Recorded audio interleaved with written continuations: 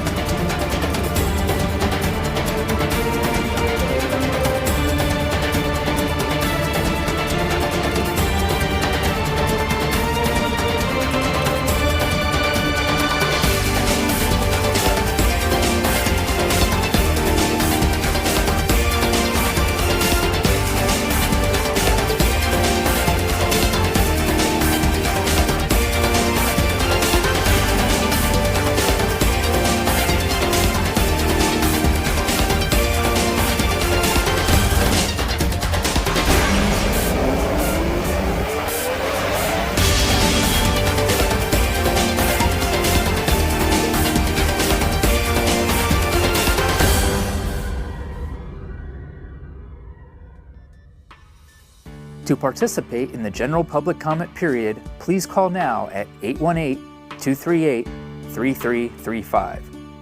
For any scheduled public hearings, please call when prompted to speak if you want the comment to be part of the record.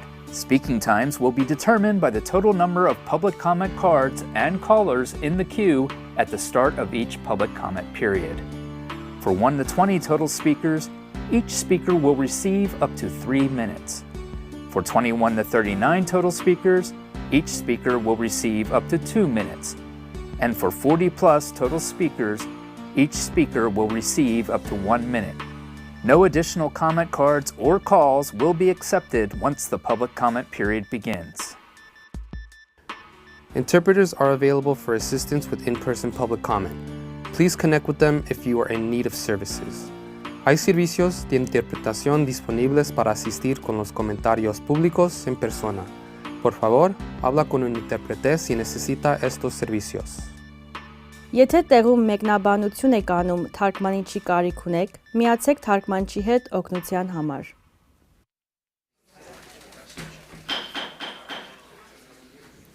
Good evening, everyone, and welcome to a regular meeting of the Burbank City Council on Tuesday, June 10th, 2025. Please join me for a moment of reflection. This moment is intended to begin our meeting with a positive and collective support for our beloved community. The City Council welcomes everyone joining us this evening. We encourage you to take a moment to reflect on our community and the work we will be doing tonight. Although each of us has our own unique reasons for being here, we are united in our passion for our wonderful city. As we pause, let us consider our individual contributions and what they mean to those around us. Let us find solace in knowing that by working together with a shared spirit of community and partnership, we will always act responsibly for the betterment of Burbank.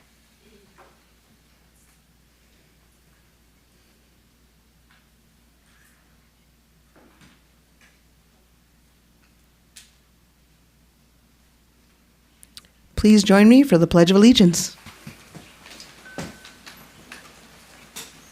Ready? I pledge allegiance to the flag of the United States of America and to the republic for which it stands, one nation, under God, indivisible, with liberty and justice for all. Madam City Clerk, how are you this evening? Terrific. How are you? I'm doing great. I'm loving all the pink I see popping tonight. That's in your honor. Thank you. All right, so let's call the roll. Councilmember Anthony, Present. Councilmember Mullins, Here. Councilmember Rosati, In honor of our mayor becoming a mom, I wear pink tonight. Here. Vice Mayor Takahashi, Present. and Mayor Perez. Here, and always the contrarian, I wore blue tonight. All right, there will be 5 periods of public comment tonight. Members of the public may comment in person or by telephone during the general public comment period and must submit comment cards or call before the general public comment period begins. The first public comment period is for general comments only on any matter concerning city business and/or any agenda item. If you are here in person and wish to speak during this general public comment period, you should have submitted a yellow comment card to our lovely city clerk right here. If you would like to participate in the general public comment over the phone, please call now at 818-238-3335. Callers will be placed in a queue until the general public comment period begins, at which time no additional calls will be taken. If you would like to participate in the public comment for our public hearings tonight, you can participate over the phone, also calling between now and the beginning of the applicable public comment period at 818-238-3335. Callers will be placed in a queue until the public comment period begins, at which time no additional calls will be taken. Additional public comment periods will also be available following each report to council this evening. Interpreters are available for assistance. Please let them know between now and the beginning of public comment if you would like their assistance, and if not, I will send them both on their way home. We have 3 announcements this evening. The following are announcements for June 10th, 2025. The Community Development Department's Planning Division invites you to a virtual informational community meeting on Thursday, June 12th at 6 p.m. via Zoom. City staff will provide an overview of proposed updates to Burbank's density bonus ordinance, including an overview of updates being considered and an overview of a proposed draft program. For more details, including the Zoom link, please visit the city's calendar webpage or scan the QR code on the screen. The City of Burbank's Economic Development Team will be hosting the next Burbank Startup Pitch Fest event on Thursday, June 26th at Woodbury University Fletcher Jones Auditorium from 5:30 to 8 p.m. This event is an opportunity for local entrepreneurs to take the stage and pitch their startups live in front of a panel of expert judges.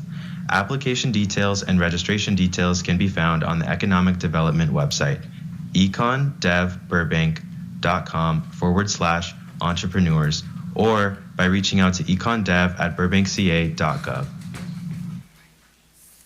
Join the Department of Parks and Recreation for a free adaptive soccer event with Club de Football Monterrey in partnership with Angel City Sports.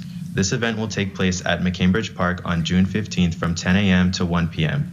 It is open to all ages and abilities. Secure your spot today by registering at burbankparks.com. This concludes the announcements for this evening. All right, everybody, we have a very special couple of presentations this evening, and our first one is a certificate of recognition to the Boys and Girls Club of Burbank and Greater East Valley Youth of the Year.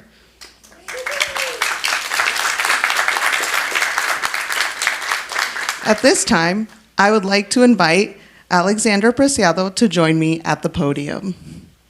Alex is a wonderful young person here in the city of Burbank, and we would like to congratulate him. And I'd love to, I won't ramble on. I'll let him tell you a little bit about what he has to say tonight. First off, I just want to say thank you so much for the city for giving me this meaningful recognition. It truly means a lot to me. For those of you who don't know, Youth of the Year is a title of the Boys and Girls Clubs of all America, and it is the highest honor for teens. And I'm proud to say I am the 2025 spokesperson for the Boys and Girls Club.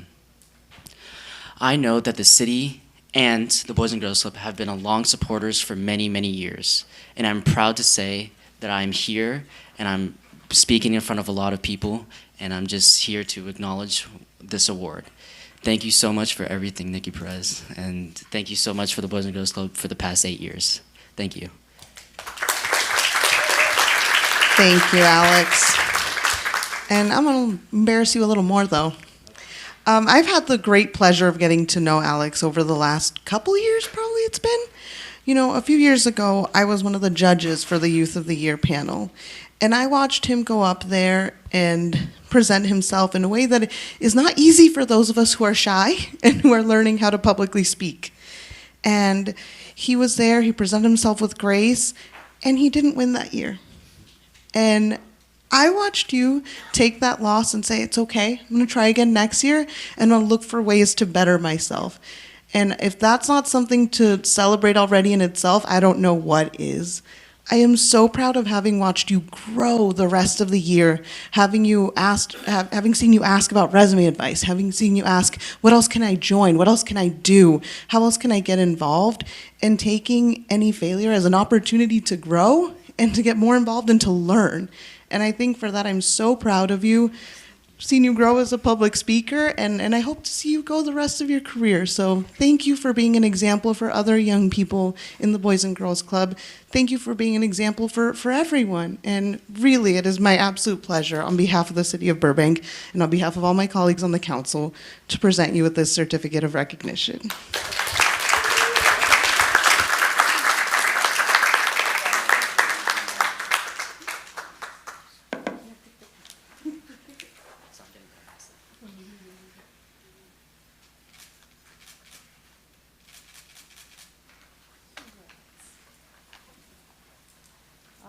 Let's give Alex one more round of applause.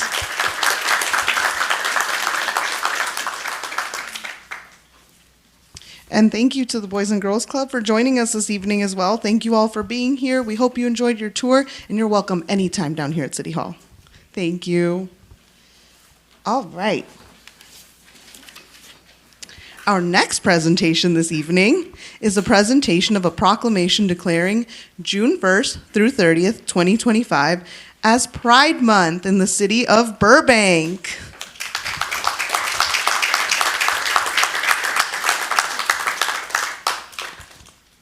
I would also like to note that City Hall will be lit up, City Hall and the BWP Administration Building will be lit up in honor of Pride Month beginning tonight and running through Tuesday, June 17th. So stay tuned for that. Take some lovely pictures at night.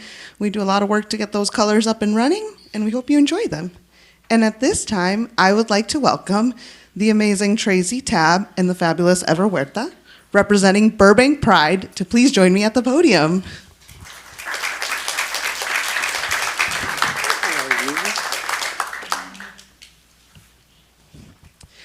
All right, and now it's my honor to present you both with this proclamation declaring Pride Month in the city of Burbank. Bear with me, I am still very pregnant and run out of breath very quickly. Okay, whereas Pride Month began in June of 1970 in New York City on the one-year anniversary of the Stonewall Uprising, in which lesbian, gay, bisexual, transgender, queer, asexual, and intersex individuals and their allies rose up and fought against harassment and discriminatory laws that have since been declared unconstitutional. And whereas this nation was founded on the principle that every individual has dignity, worth, and equal rights, and the city of Burbank is committed to supporting visibility and equality for LGBTQ+ individuals in our community. And whereas while society at large increasingly supports LGBTQ+ equality, continued education, and awareness remains vital to end discrimination and prejudice. Now, therefore I, Nikki Perez, Mayor of the City of Burbank, do hereby proclaim June 1st through 30th, 2025 as Pride Month. And I urge the residents to recognize the lasting contributions of our LGBTQ+ family, friends, colleagues, and neighbors who help make Burbank a vibrant community in which to live, grow, and thrive. Thank you.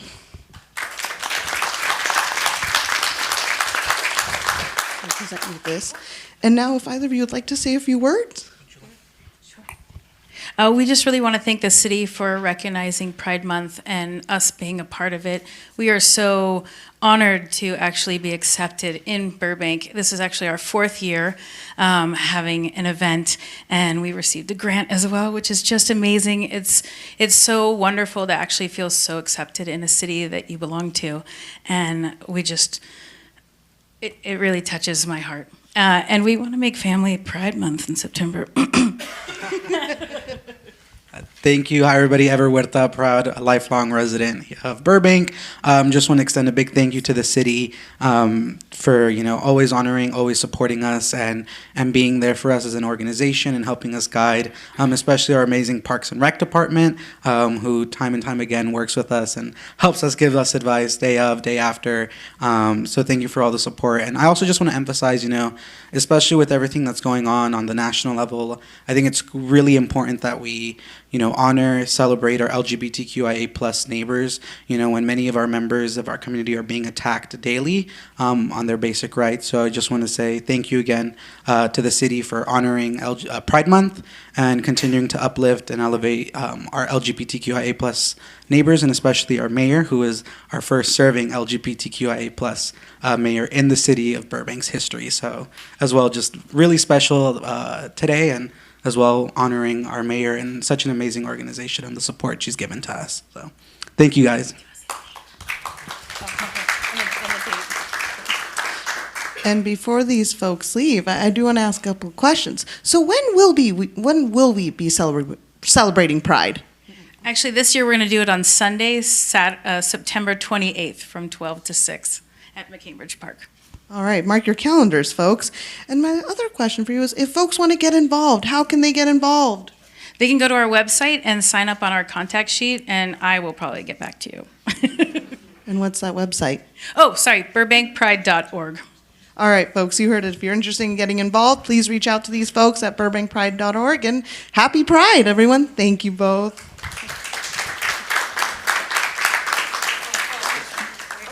Sorry.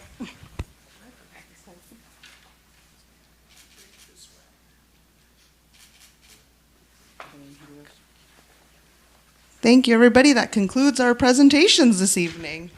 Mr. City Manager, do you have anything to report? Madam Mayor, yes, I do. I actually have 3 items tonight, so I will try to move swiftly. The first one, I'd like to call up our police chief to provide an update on related to the recent activity in the region. So if I could have the chief. Welcome, Chief. I was going to say good morning, actually. That's how my days are all blending. Good afternoon, Mayor, Vice Mayor, council members, staff. So, couple of updates as far as what's going on across the county, specifically acknowledging what has been occurring, not necessarily within our respective community, but outside. But before I give an update, I first want to acknowledge our Burbank police officers, our men and women who over the last, I'd say, 48 hours have really kind of been instrumental across the region in providing support and additional resources to the Los Angeles Sheriff's Department and also LAPD. And second, thank you to you. So kind of we ended up having some conversations, got on the phone, got some text from you, emails, specifically trying to vet information or asking me clarifying questions as far as what's going on in the region. So I really appreciate that. And feel free at any time to reach out to me as far as what's going on. So we are aware of the federal operations taking place, and we're also closely monitoring all of those developments. As of right now, there is no information within this specific city that leads us to believe that we have any events or are going to be having some events in the city. I have received and seen some photos as late as a couple hours ago, specifically highlighting some activity in the region. As of right now, we have no reason to believe that that photo that is circulating, specifically highlighting agents in our city, is credible by any means. It appears to be photoshopped. So, and that's where this relationship with you is absolutely essential and important as far as if you see something, say something, you absolutely should, but also communicate with me as well. I'll vet that out as far as I'm out, and then our intention, my intention is to be as transparent as possible. Want to specifically address kind of our role with ICE. And I want to be loud and clear on this, that we will not aid, collaborate, assist in any way, shape, or form on anything having to do with civil immigration enforcement in the city. So I really want to be clear about that. So I know what's happening across the region, especially if you're tuned in to social media, if you're watching TV, there's a lot of fear and anxiety going on, and also misinformation. And it's hard, especially at the speed of which it travels via social media or otherwise, for information to get out there, whether credible or not, for people, and they take it as they consume it. So that just further fuels that angst and anxiety that we're seeing. So We have been posting information, trying to be as relevant and timely as well. So as soon as we have information, I just got off a conference call with the Sheriff's Department. For the most part, the activity in the region remains consistent. I think the city manager just mentioned that the city of LA has implemented a curfew. Hopefully, some of this within that region is going to quell some of this information. The unrest that is going on.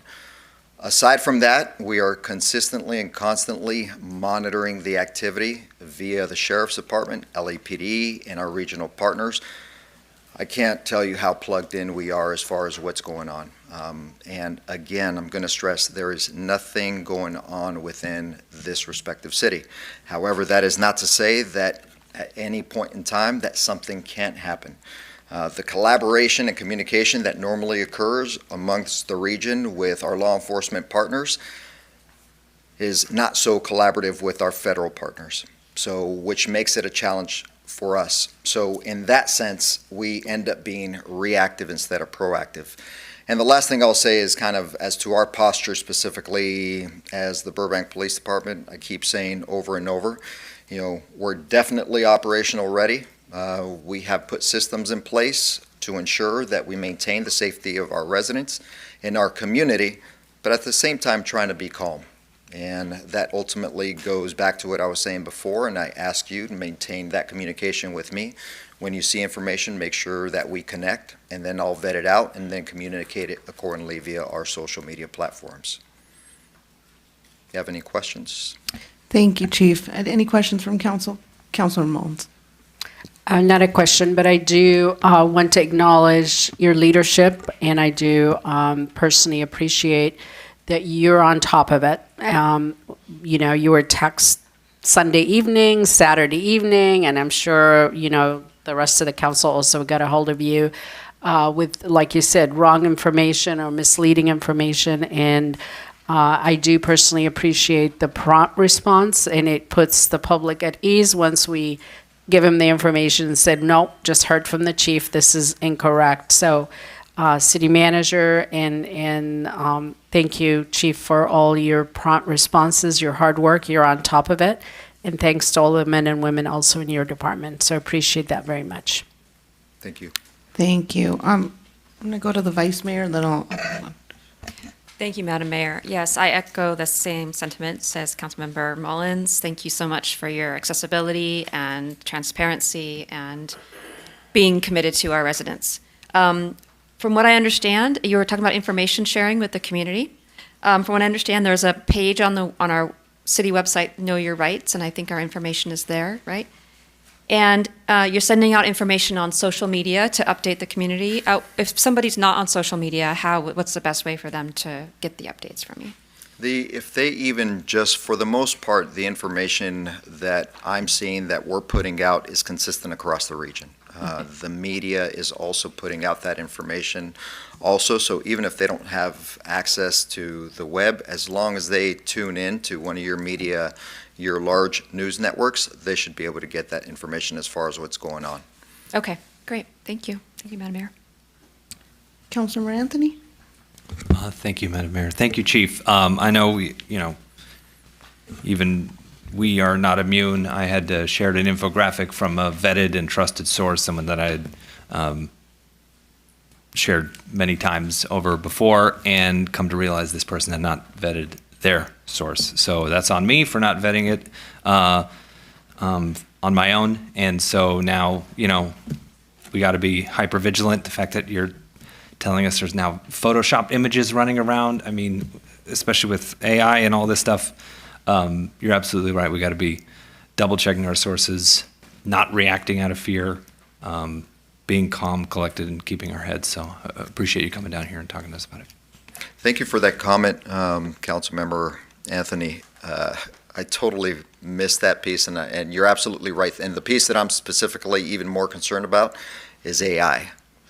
Through whether it's Gemini or a variety of other platforms, even videos that can be created giving the appearance or perception of a real-time incident occurring, you'd be surprised what AI can create. And So aside from photoshopping, manipulating images, just the fact that AI can do so much makes it even more scary in managing some of that information. So again, thank you for the communication, the collaboration, working with me and trusting me to vet that information out. A lot of this, I mean, I couldn't do it without the support of the men and women behind me that do it day in, day out, specifically detectives that will remain nameless, that I really want to highlight, that are doing the work behind the scenes to ensuring that I have the most, that you have the most up-to-date information to ensure the safety of our community.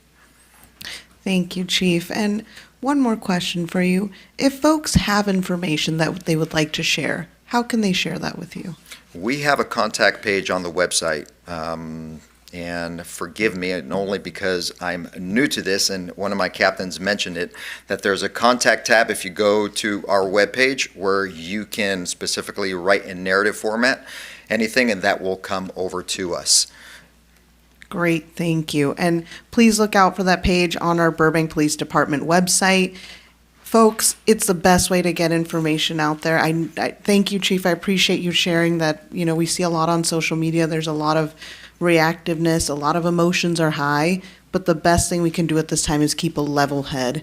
And I really appreciate you and every single one of your officers, your detectives, for making sure that we are functioning on a de-escalation level. We are making sure that Burbank stays calm, safe, and that's our priority for all of our residents. So thank you, Chief. My hat's off to you. You've made this weekend a lot better for all of us. Let's just keep on this track, and hopefully that we stay trending in a positive direction. And just the last thing I'll say is, you know, we're consistently patrolling our parks, libraries, areas that we have information that could potentially involve, and you've heard me say it over the weekend as far as kind of what our role is, and specifically is to stay away and make sure that our residents are safe. Thank you, Chief. We appreciate everything you do. Thank you. Mr. City Manager. All right, item 2 of 3. So I'd like to call up the fire chief. I want to make sure he gets provides an update on our brush fire that we had this afternoon in the hillside. So, Chief. Thank you. Welcome, Chief. Good evening, Mayor Perez, Vice Mayor Takahashi, the council, Danny Alvarez, Fire Chief. As many of you know, just after 3:20 this afternoon, Burbank fire units were dispatched to the 1000 block of Bethany Road for a reported brush fire in the hills behind the homes. Upon arrival, our fire resources reported approximately half to 1 acre brush fire in the hill on the hillside behind the homes. The incident commander that arrived on scene quickly realized the potential for rapid fire growth in that area due to the steep terrain, as well as the number of structures in the area, and immediately called for additional resources. We got assistance from LA City, LA County, various Verdugo cities, the Angeles National Forest, and at one point had about 200 firefighters assigned to the fire. Fortunately, the ability to quickly deploy those resources and get hose lines on the fire, along with good coordination through an air attack, we were able to keep the fire contained to approximately 20 acres. No structures were damaged, and there were no reported injuries to civilians or firefighters. As a result of the fire, we did send out an evacuation order. That evacuation order went out for the area on Walnut above Bel Air and above the Bel Air ball field on Vista Ridge and Starlight Circle. That was an evacuation order. And as a reminder, an evacuation order is a mandatory evacuation. We also had an evacuation warning, and an evacuation warning is voluntary, and that was in the area of above Kenneth, between Irving and Magnolia. In addition to the coordinated efforts with different fire agencies, we had a lot of help from our other city departments. We had Burbank PD was there to assist with traffic control and evacuations. We had our PIO office that was there working with our folks to make sure that we were communicating effectively with the public. They even put up a quick website within I don't know, it seemed like less than an hour where the public can go and get information, which was really helpful. We had Burbank Bus that coordinated with Parks and Rec to use the Burbank bus to get folks out of the nature center. We also evacuated the nature center and Bell and the golf course, DeBell. And so that collaboration facilitated those evacuations. We had members from Public Works, Burbank Water and Power, and it was truly a citywide effort. And I mentioned when I reported out on the wind event that the ability for our inner city departments to work collaboratively and to do so quickly has a tremendous impact on the outcome of these types of events. And this fire could have looked very differently had it not been for that collaboration among city departments as well as the assistance from our neighboring agencies. So with that, the cause of the fire is still under investigation, and we'll have firefighters there through the night tonight, all day tomorrow, and probably for the next couple days we'll have a presence on the hillside. So I'd be happy to answer any questions. I don't see any questions. I just see comments. Okay. Let's keep them brief. Sure. Yes, brief, please. Yes, we'll make it very brief. It sounded like you were doing this for 3 days, and it was only 3 hours. So amazing. Congratulations. Kudos. Great work. And just the coordination alone, and we were getting the information up to date fast. I do have one quick request, and you and I chatted before the meeting. It was just confusing with the notices the public was getting about evacuation. As soon as they saw that, a lot of texts and, people started panicking that there are areas also. So maybe in the future we can identify like only this area, and it's a small area that you refer to. I think it would be helpful so people don't panic and start thinking they need to leave. Yeah, absolutely, 100%. Appreciate that feedback, and that was a good conversation we had, and we'll make sure that we communicate that really directly as far as the order versus a warning and those different things. So, absolutely. Thank you, Councilor Mullins. And I will say that I received those too, and I think the specific concern was evacuation of where? Is it a home? And I think that would make a huge difference for folks knowing if there's a home evacuation versus facility evacuations. Sure. But, gosh, I can't complain. You all responded so quickly. I'll go to the Vice Mayor, and then I'll go to Councilor Rosati. Yeah, just to reflect similarly, this is so incredibly impressive. We are so fortunate in our city to have such high-quality leadership as yourself and all of the team that coordinated to make this happen. From end to end, it was, 5 hours, 6 hours? Yeah, and I should have reported also, as I was walking in, the incident commander called me, forward progress has been stopped. There's a line around the entire fire, and the evacuations have been lifted. So. Wow, thank you so much. Yeah, definitely worth it. So thank you for your leadership and quick work, and so appreciate you. Thanks. I'm just going to reiterate the coordination and information was amazing. When I was coming here, driving over the bridge, I could see the fire, and I'm getting updates as I'm driving and pulling into the parking lot, getting more updates. So I just think it was just amazing and great work. Thank you. Thank you. Thank you, Chief. And I'll say it one more time. Can we please just give it up for our amazing PD and our amazing fire? Thank you. We got the best in the nation. All right, Mr. City Manager, anything else to report? All right, last but not least, and on a much lighter note, I'm going to bring up another amazing department. So if I could call up Aaron Barrows, Recreation Services Manager from Park and Recreation, to provide an update on what we are calling the Starlight on Tour. Oh, you took my thunder, Justin. Hey, welcome, Ms. Those are my notes right here. Welcome, Ms. Barrows. Thank you. Good evening, Mayor Perez and City Council members. Aaron Barrows, Recreation Services Manager of the Parks and Recreation Department. Have a few important updates for you. The Starlight Bowl is excited to present a summer concert series, though with some adjustments this year. As all of us know, the venue sustained significant damage during the January windstorms, rendering it inoperable for the 2025 concert series.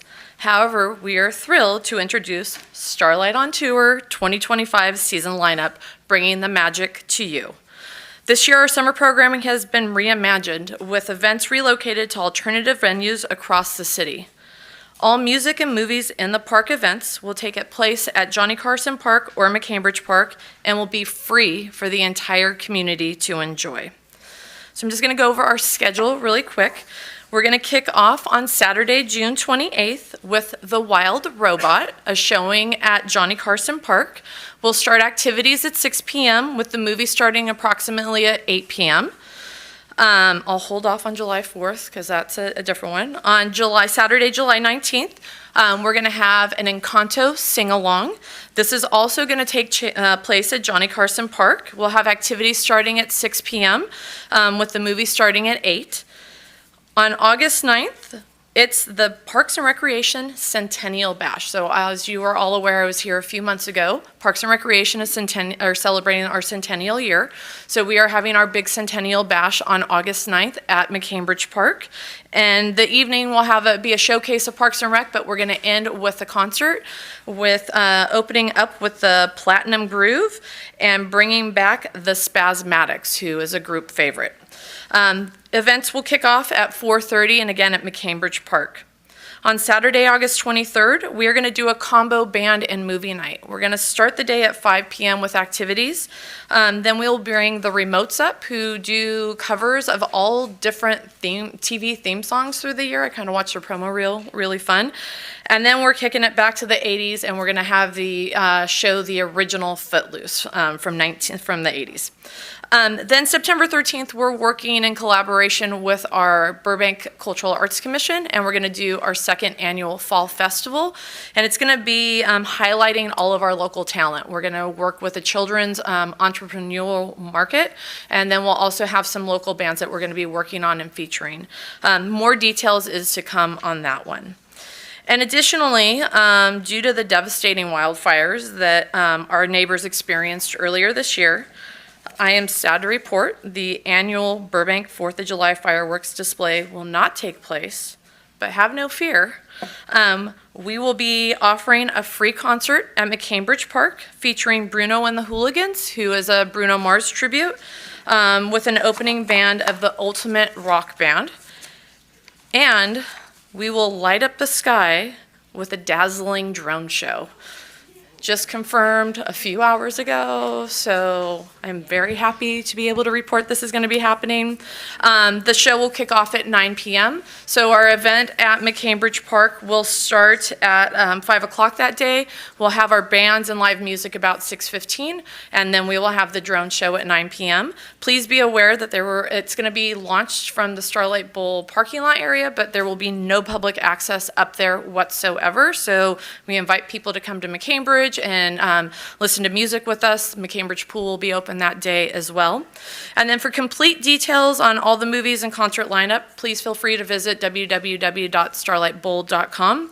And while admission is free, we do strongly encourage everybody to RSVP so we can get an idea of how many individuals will be joining us, and we can let our amazing police force have an idea of that as well. And just like Starlight Bowl, guests are welcome to bring blankets and low-rise chairs. Seating is open, but it is available on a first-come, first-served basis. We'll also have food trucks available at select events, but we invite guests to bring their own food and beverages, but want to remind them that alcohol is not permitted in any of our parks. We can't wait to welcome you this summer for a season filled with exciting activities, captivating movies, and unforgettable movies or music under the stars. This concludes my update, and I'd be happy to answer any questions you may have. Thank you, Ms. Barrows. You're welcome. Breaking news for everybody. We all just found news. out about the drone show, so we're all very excited. I see our reporters in the back, so it'll get out there. Thank you so much for You're the welcome. update, and I'm going to turn it over to council for any brief questions. Okay, I heard a big thumbs up. I heard Very excited. A lot Wonderful. of, thanks to coordinating all these events, and we know it's not easy to move everything, so it's very much appreciated. And I know the community is going to love all these events, so thank you. You're welcome. I was going to say over the weekend, there was a lot of scuttlebutt on social media that we weren't having a drone show. So maybe we can post something quickly, because people are actually making plans to go other places, and I think that would hold them to Burbank. We will. I wanted to wait until I had a signed agreement in hand before I confirmed anything. So trust me, we are getting a lot of phone calls and requests at Betsy Lukey Creative Arts Center. So I was very excited to get the signed agreement today, and I will definitely be working with PIO to get a press release out so everybody is aware that we will have a drone show. Thank you You're so welcome. much for that. And you know, if folks have questions about the fireworks, we are being very sensitive to the recent wildfires, but most communities across LA are. It's very far and few communities that have fireworks this year, and, you know, rightfully so. We don't want to see that again. To the, I'm sure, like, the phew of the chief. Any questions? Well, I was just going to say, you know, animals, veterans, I mean, they appreciate non-firework shows as well. And, you know, as long as they're not delivering packages to my house, I'm in favor of the drones, so. And I will add on the drone show, we will, working with Verge Aero, we will be getting a app for people to download, and there will be music that will sync with it. So it'll send out notices, show starts in 5 minutes, won't happen, but show delayed 2 minutes, and as soon as it starts, as long as you have that app open, the music will play, and at McCambridge Park, we'll have the music going over the PA system as well.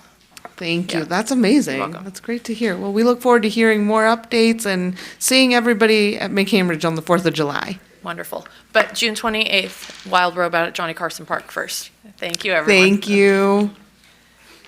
Anything else, Mr. City Manager? That's all I got. I thought I'd end on a high, so hopefully that was. Great. Never a dull moment here in the city of Burbank. All righty. Mr. City Attorney, will you please report on closed session? Yes, Madam Mayor, Madam Vice Mayor, members of the City Council, for the benefit of the public, City Council met at 5:30 this evening to discuss one item of labor negotiations in closed session pursuant to Government Code Section 54957.6. They met with the city's labor negotiator, Ms. Betsy McClinton, Management Services Director, to discuss executive and unrepresented manager Z Group compensation. City Council took no reportable action this evening. Thank you, Mr. City Attorney. All right. Now is the time for general public comment. I'll be calling out the speaker's name as well as the person who is next in line to speak in order to keep public comment moving in a timely fashion. We have a designated seat up here in the front row for speakers who are next up to the podium. And at this time, I will ask, has there been any request for translation services? Is there any requests for translation services? Going once? Going twice? 3 times. You're free to go home. Thank you for being here tonight. All right. A timer is available on the podium for speakers, and this is also, a timer is available, and this is the last call for cards. And folks may choose to use the first period of public comment to address an agendized report, but will not be able to speak on that item following this segment. You can't speak twice on the same item. Please state your name for the record. Correct me if I mispronounce your name.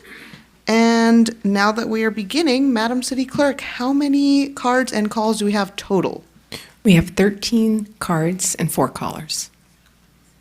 Okay. Being that that is under 20, everybody will get their allotted 3 minutes to speak in accordance with our council policy. My first comment card is Ron Bax, followed by Roma Kakopian.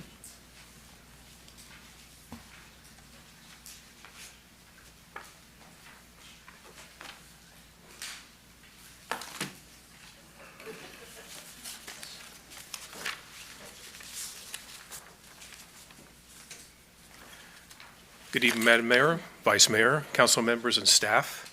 Ron Bax, 72-year city resident. When you reach the age of majority, 18, your parents are no longer responsible for you, but that does not mean your housing provider is.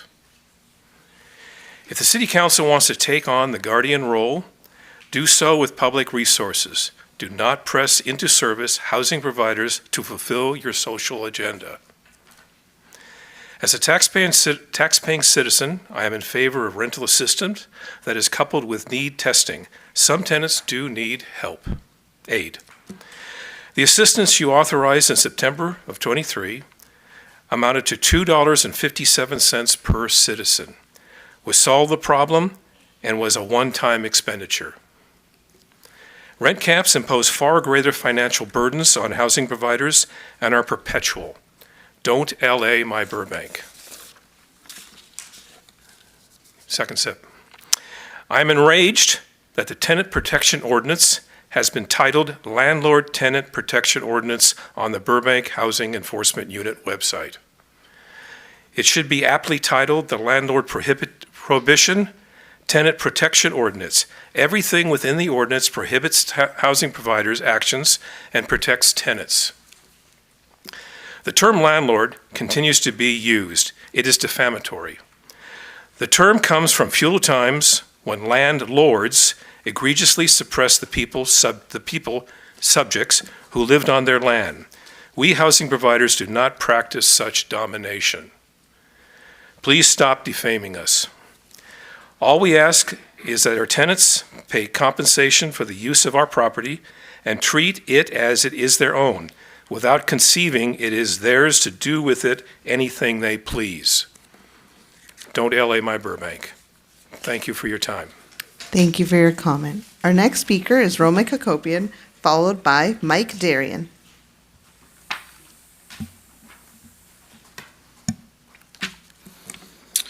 Good evening, Mayor Perez, council members, city staff, and members of the Burbank community. My name is Roma Kakopian. I'm proud to invite you to our next Drive Right, Save Lives event called Let's Talk Driving, happening on Wednesday, June 26th from 4:30 to 6 p.m. at the Boys and Girls Club of Greater East Valley, located 300 East Angelino Avenue. I just want to thank Shannon Warren, the CEO of the Boys and Girls Club, for being here and also supporting this campaign and hosting us. This program was brought to life through the collaboration of the Burbank Police Commission and the Burbank Army Association, two boards I proudly serve on. And also my colleague on the Police Commission, Ann Wenzel, is here in the audience for support. This event is the first joint driver education initiative between the Burbank and Glendale Police Departments, and it continues to grow. We now have 11 car dealerships and counting in both cities committed to distribute our driver safety guides, which you guys are holding, at point of sale, making road safety a priority right at the start of vehicle ownership. And now the city of Irvine, California is preparing to adopt this model, proving that Burbank's leadership can have statewide impact. This free event features a presentation by the Burbank Police Department and an interactive Q&A focus group and complimentary food and refreshments generously sponsored by World Empanadas. It's open to everyone with a focus on helping young and new drivers stay safe before accidents happen. I'm now pleased to share that the Glendale Police Department will be present at the event to answer questions and support this initiative. With the help of more than 25 committed community members and partners, this campaign has evolved into a true movement, but its success hinges on strong collaboration. I want to thank the Burbank Police Department, initially through Lieutenant John Former, now under the leadership of Lieutenant Jeffrey Barkis, whose commitment has been critical to this momentum. And a special thank you to Police Chief Rafael Quintero, whose strong relationship with Glendale Police Department, particularly with Patrol Lieutenant Peter Robinson, helped turn this cross-city partnership into reality. And to our City Council, thank you for supporting this vision, especially my liaisons for the Police Commission, Councilmember Rosati and Mullins. And to Councilmember Mullins, your belief in this campaign, when it was just an idea in our minds, really helped to give it life, and thank you so much for entertaining my crazy. Space is limited, so I encourage everyone interested to RSVP at driverightburbank.com/events. Flyers and trifolds are available in the City Council chambers for anyone who'd like to take one home. So I'm going to end it with Drive Right, Save Lives is more about safety. It's about building culture of care, accountability, and community. And especially during these trying times, that seems like that's the light at the end of the tunnel. So thank you, everyone, and have a good night. Thank you for your comment. Our next speaker is Mike Darian, followed by Diana Pulver. Good evening, council members. My name is Mike Darian, and I'm a longtime housing provider. I'm deeply disappointed not just by the push for a heavy-handed rent control and rent registry, but what it symbolizes. A blatant disregard for the will of Burbank residents. This community has spoken twice. In 2020, 63.8% voted against rent control. Yet, 3 council members are pushing these policies through ordinance, sidestepping the voters entirely. That's an abuse of power, not leadership. One of you said we need more data to justify a rent registry. But if that data is truly your concern, you should know there are existing platforms that provide reliable housing at a fraction of a cost without invasive oversight. As a real estate broker with 36 years experience, I know firsthand this data is already available and it's accurate. Using data to justify a rent registry is at best misleading, and at worst, misrepresentation of its true purpose. Call it what it is, a tax-funded surveillance system. Tax-funded surveillance system. Why impose harsher local rent control when California already has AB 1482? I want to be clear. I value my tenants like gold and have excellent relationship with them. They deserve protection, and so do housing providers. Severe rent caps hurt everyone, tenants included. When owners can't cover costs, properties decline, communities suffer. Research from Harvard, Princeton, Columbia, and University of Pennsylvania confirms rent control leads to housing shortage, poor maintenance, and reduced affordability. You were elected to serve all Burbank residents. Let your decisions reflect balance and fairness, not ideology. Burbank deserves better. Thank you. Thank you for your comment. Our next speaker is Diana Pulver, followed by Mark Scroggs.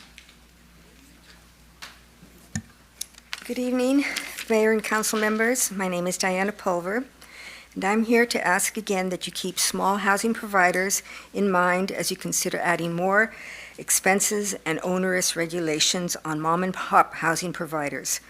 Small businesses are the backbone of Burbank. Mom-and-pop providers like me and other small businesses have pride of ownership and work hard to keep our tenants happy. This becomes increasingly difficult when we are dealing with rising costs and more regulations. I believe we all have common ground. After all, 63% of Burbank voters voted against rent control. I believe we all want Burbank to continue to be a great place to live and to do business in. Thank you. Thank you for your comment. Our next speaker is Mark Scroggs, followed by Shanna Warren.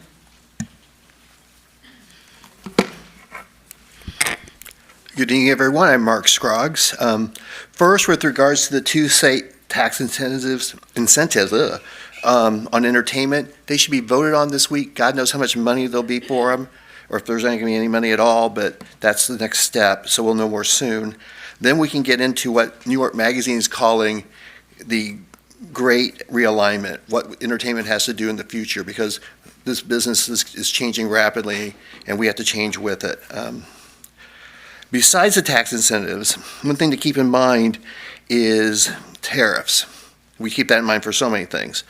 The cost for sets, costumes, makeup, equipment is all going up, just like everything else. And that's one of the reasons some people are not even filming here. I was on a Zoom this morning about tariffs, and there's a term called ABUSA, anywhere but the USA. That's becoming very common, and it makes sense, unfortunately.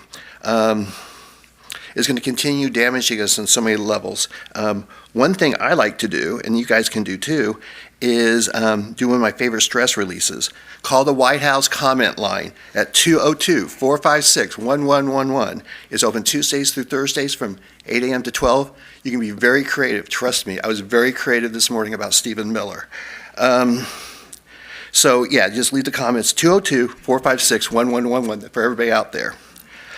Also, I posted on my Instagram, Blue Sky, and Facebook this link, White People Against ICE. Very easy title. I'm sure it's open to other people, but they're doing a Zoom tomorrow at 4 to go over things. I realized when I was talking to some people, I know more of the rules and all that stuff by being at these meetings and what's going on, and I think other people need to know it too. So again, it's the White People Against ICE at 4 o'clock.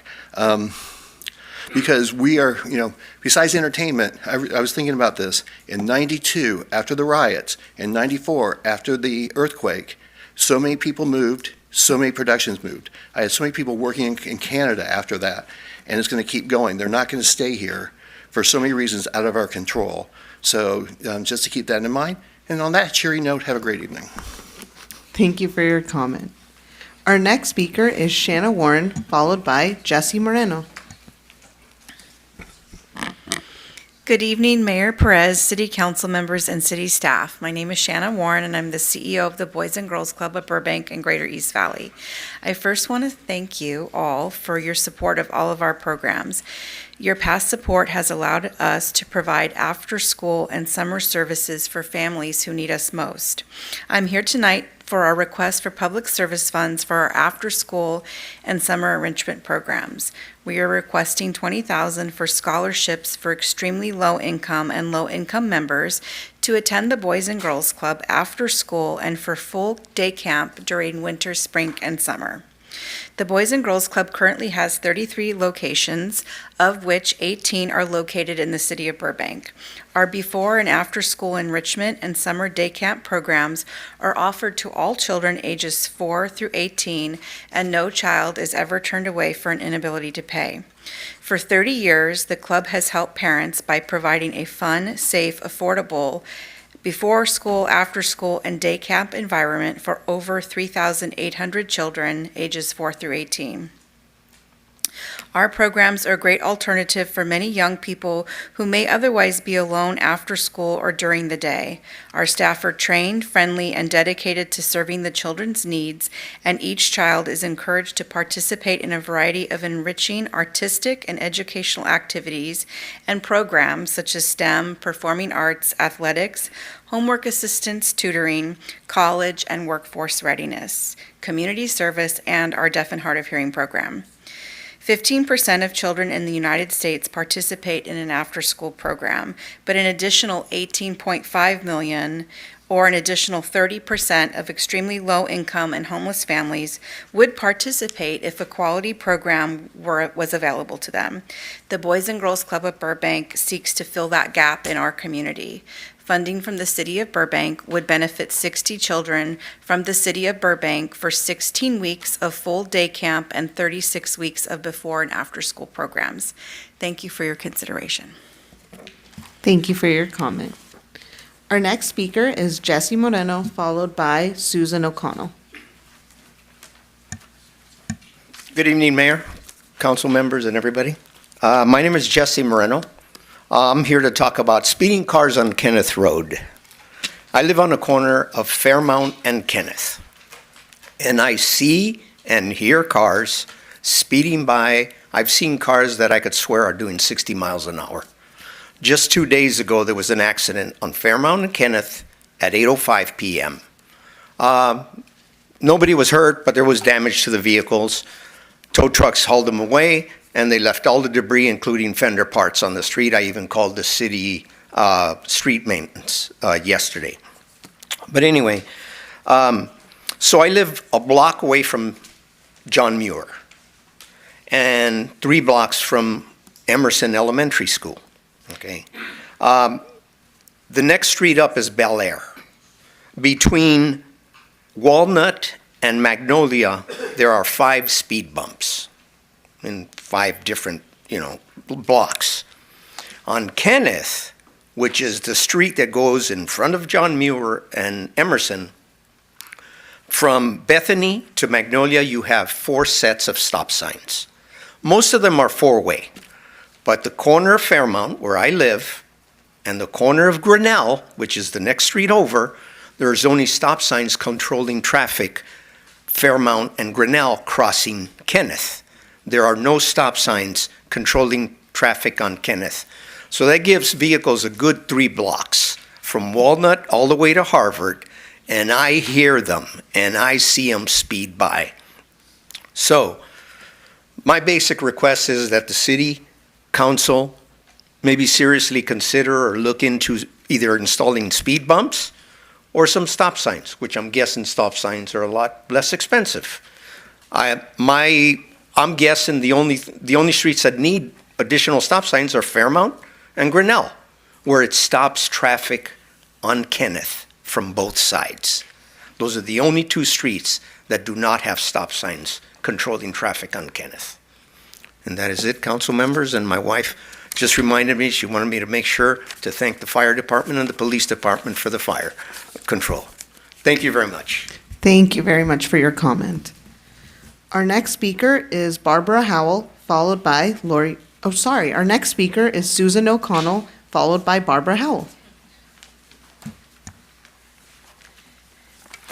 Good evening. My name is Susan O'Carroll, and I wanted to come tonight and thank council and staff for taking my concerns about SB 79 seriously. This bill will have a devastating effect on my neighborhood and other neighborhoods along the BRT alignment by allowing developers to drop 5- and 6-story apartment complexes with no parking or rent control randomly into largely single-family neighborhoods within a half-mile of BRT stations. SB 79 will destroy our neighborhoods and make ownership of existing homes unaffordable to all but developers and speculators by raising land values through upzoning. SB 79 does nothing to address housing affordability since new apartments will not be subject to rent control, and SB 79 has no affordability requirements. SB 79 will also make affected neighborhoods largely undesirable to the families that make Burbank a community by impacting infrastructure and other services and making parking impossible.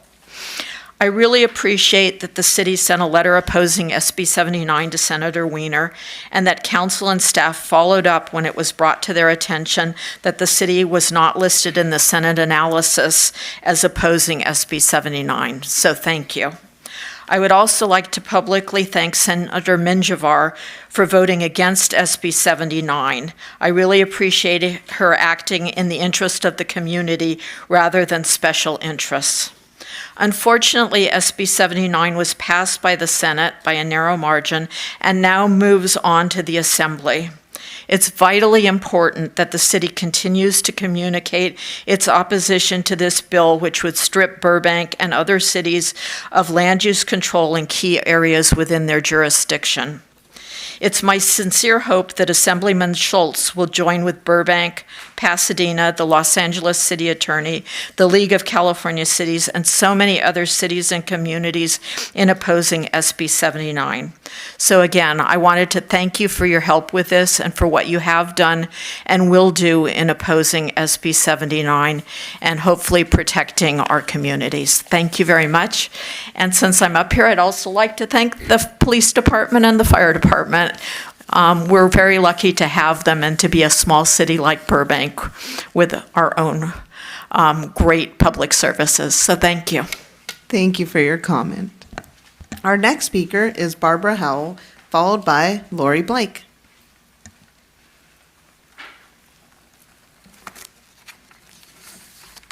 Good evening, and thank you, Mayor Perez, the City Council, for allowing me this opportunity to talk to you. I'm here to speak to you about agenda item number 8, which is the Community Development Block Grant Distribution. And before I do this, I would like to express my thanks for the many ways that you support Burbank Temporary Aid Center as well as the nonprofit community all throughout the year. As you know, in 2024, BTAC celebrated 50 years in our community, and we're now beginning our first year as we head toward another 50 years. During this time, we have been fighting food insecurity in the Burbank community, as well as helping prevent homelessness in the Burbank community. There is still a great deal of need. With the rising cost of food and living expenses, many in our community never really rebounded from the financial impacts of the pandemic and then the strikes before being hit with the higher cost of living. We continue to see an influx of Russian and Ukrainian immigrants who have found housing in the Burbank area and are seeking assistance. And many of those displaced by the recent fires have found housing, whether permanent or temporary, in our community, and we are seeking help as they work to rebuild their lives. On the operations side of things, the cost of doing business, as you know, is increasing due to these rising costs, including utilities, insurances, and even the cost of gasoline. For instance, the implementation a few years ago of the SB 1838 organics recycling requirements has increased BTAC's cost of doing business by over $150 a month. The utilities, when utilities are granted rate increases, BTAC's bill also increases because we have so many refrigerators, freezers, we have showers and laundry going, and so our operating expenses always are increasing. The CDBG funding you provided for the current fiscal year was critical to our ability to keep serving the community. There is a great deal of focus on the homelessness crisis, which is good, but it's the cost of keeping somebody housed rather than repairing their credit and rehousing a household to get them back on track is much more cost effective. I know that other organizations need the funds too, but I would ask you on behalf of the people who turn to BTAC for assistance to consider funding BTAC's request as generously as possible. Thank you. Thank you for your comment. Our next speaker is Lori Blake, followed by Jamie Padilla. Good evening, Mayor Perez, staff, council. Thank you for the time. I'll be quick. Where do I begin? 19 years ago, we had the privilege of opening a transitional home for battered women and their children. Not unlike other issues in Burbank, you were ahead of the game. 32 years ago, we developed the program that allowed for that to occur. It wouldn't have occurred without the city staff. So thank you, Justin. Thank you to all of those who came before you, who have secured and protected these critical services. Battered women are being battered is still the very first reason, the top reason that women and their children find themselves hopeless.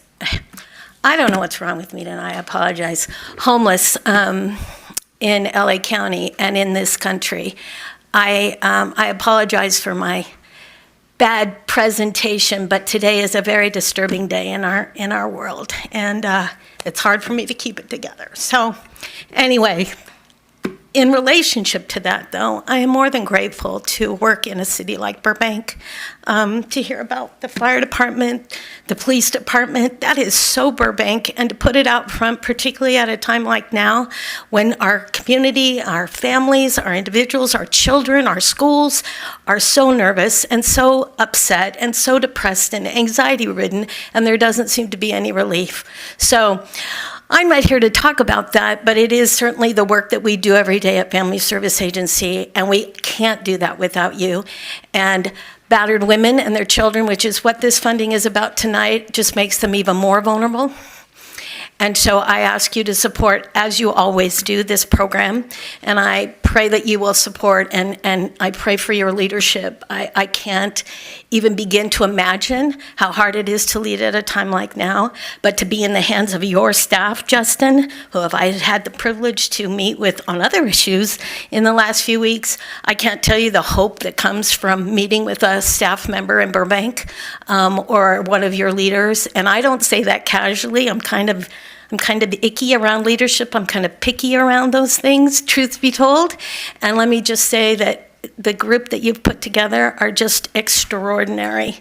And I can't thank you enough, and particularly right now at a time when we need it most. So sorry for all of that, but that's what I come with. So thank you. I appreciate it. And thanks for what you do for this community, for all the nonprofits. Thank you for your comment. Our next speaker is Jamie Padilla, followed by Daniel.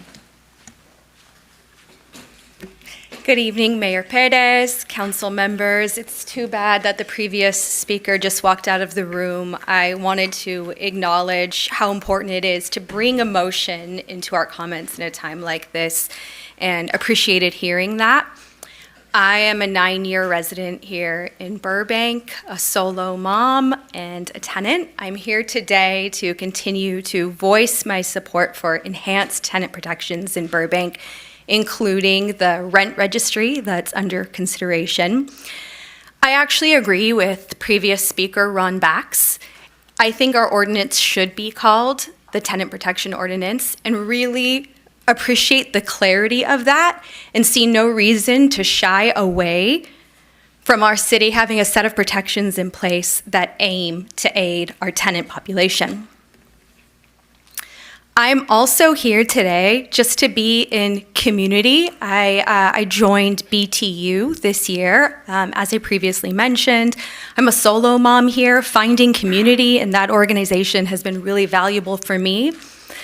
And part of that ordinance includes protections for organizations like BTU to continue to organize, and those networks are so crucial right now in times like this. These are folks who are the eyes and the ears on the ground and who are really plugged in, especially in our really vulnerable, with really vulnerable folks in our community. And as the previous speaker had just shared, so many of our people are living in fear right now, afraid to go to church, to school, to their court hearings, and it's so important that we have organizations on the ground that are really plugged in and have their finger on the pulse.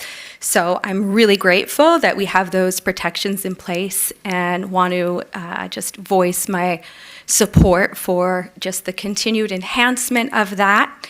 And just an additional plug once more for the rent registry, which I've heard some concerns from some of the landlords might present some challenges for mom and pop landlords. And I would expect that having that data would make it more clear who actually is a mom and pop landlord, who's not. If it's truly the case that data is already available to us, accessible and usable in an actionable way, I would expect that the studies that are underway would show that. So thank you for the opportunity to speak. Have a good evening.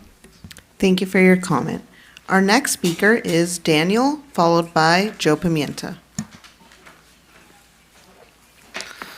Good evening, City Council, City staff, and fellow Burbank residents.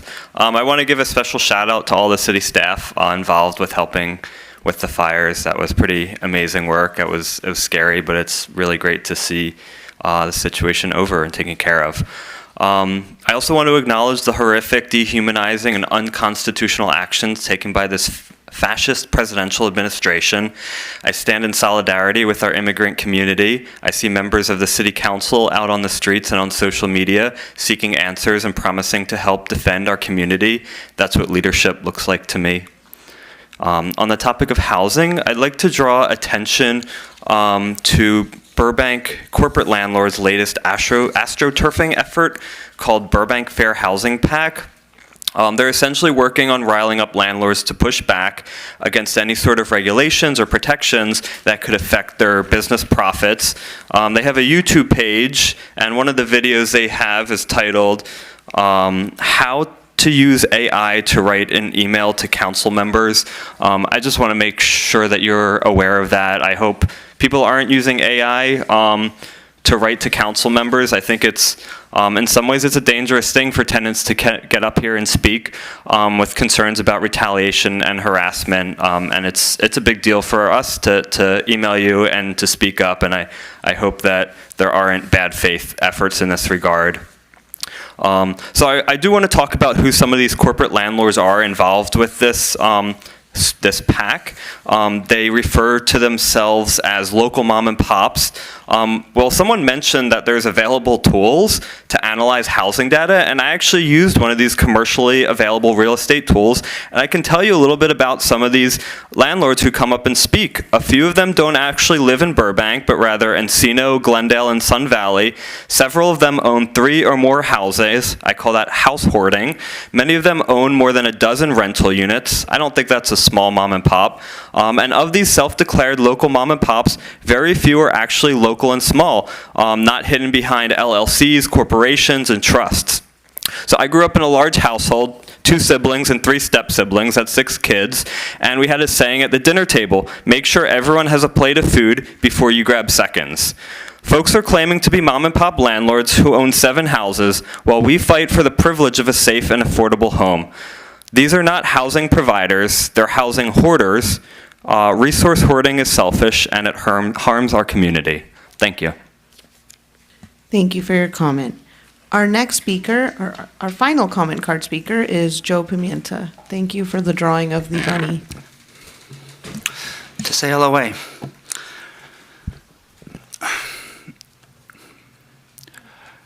Good evening, Mayor, Vice Mayor, council members, staff, and everybody present in the chamber. The first thing I would like to talk about is that I would like to once again say thank you to the City Council for the many times that you have voiced siding with the immigrant community and with the undocumented residents of this city, especially with everything that is going on right now. I just once again want to say thank you that you have been vocal in stating in which side of history you want to be standing on. And again, as someone who continues to walk around and see things, as someone who has also seen activity in this city, again, I'm just glad to know that our city officials are willing to stand and be vocal about who they would like to defend. So once again, I want to say thank you. I also do want to say thank you to the city staff because earlier today I came in to file some paperwork and just so useful, so resourceful, informative, and kind. So again, city staff, thank you so much. The last thing that I want to mention, as I'm sure it's no surprise, is echoing some of the previous speakers. And as a participant with the Burbank Tenant Union, we have been talking about this report by Nils Jepsen, where it was a conducted study looking at how many, who are the landlords in this city, and we've been very vocal for the past year or so. Spreading this information and spreading this report. And I can understand that looking at this report being now published by Liberty, not Liberty Group, I've stamping on my words there, being a report that is spread by associations that are in the protection of tenants, I can understand how there's a feeling of bias. But wouldn't it be great if we can actually take this report and compare it with our own rental registry in order to make sure that the information is correct? Which again is a long way of me saying that this is another reason why I think that doing a rental registry is really important, and therefore it would be great to actually compare those numbers and see, as mentioned earlier, who is a small landlord and who isn't.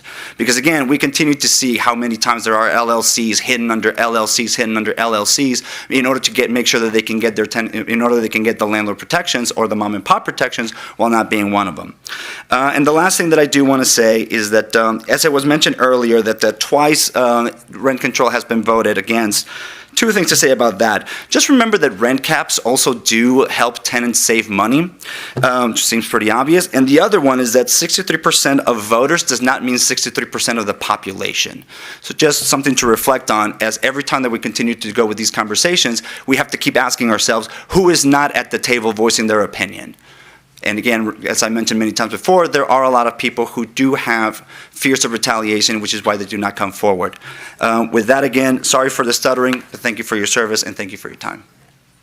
Thank you for your comment. Oh, right on the money. All right, we now go to the phone lines. Madam City Clerk, do we still have folks on the phones? 4 callers. Great.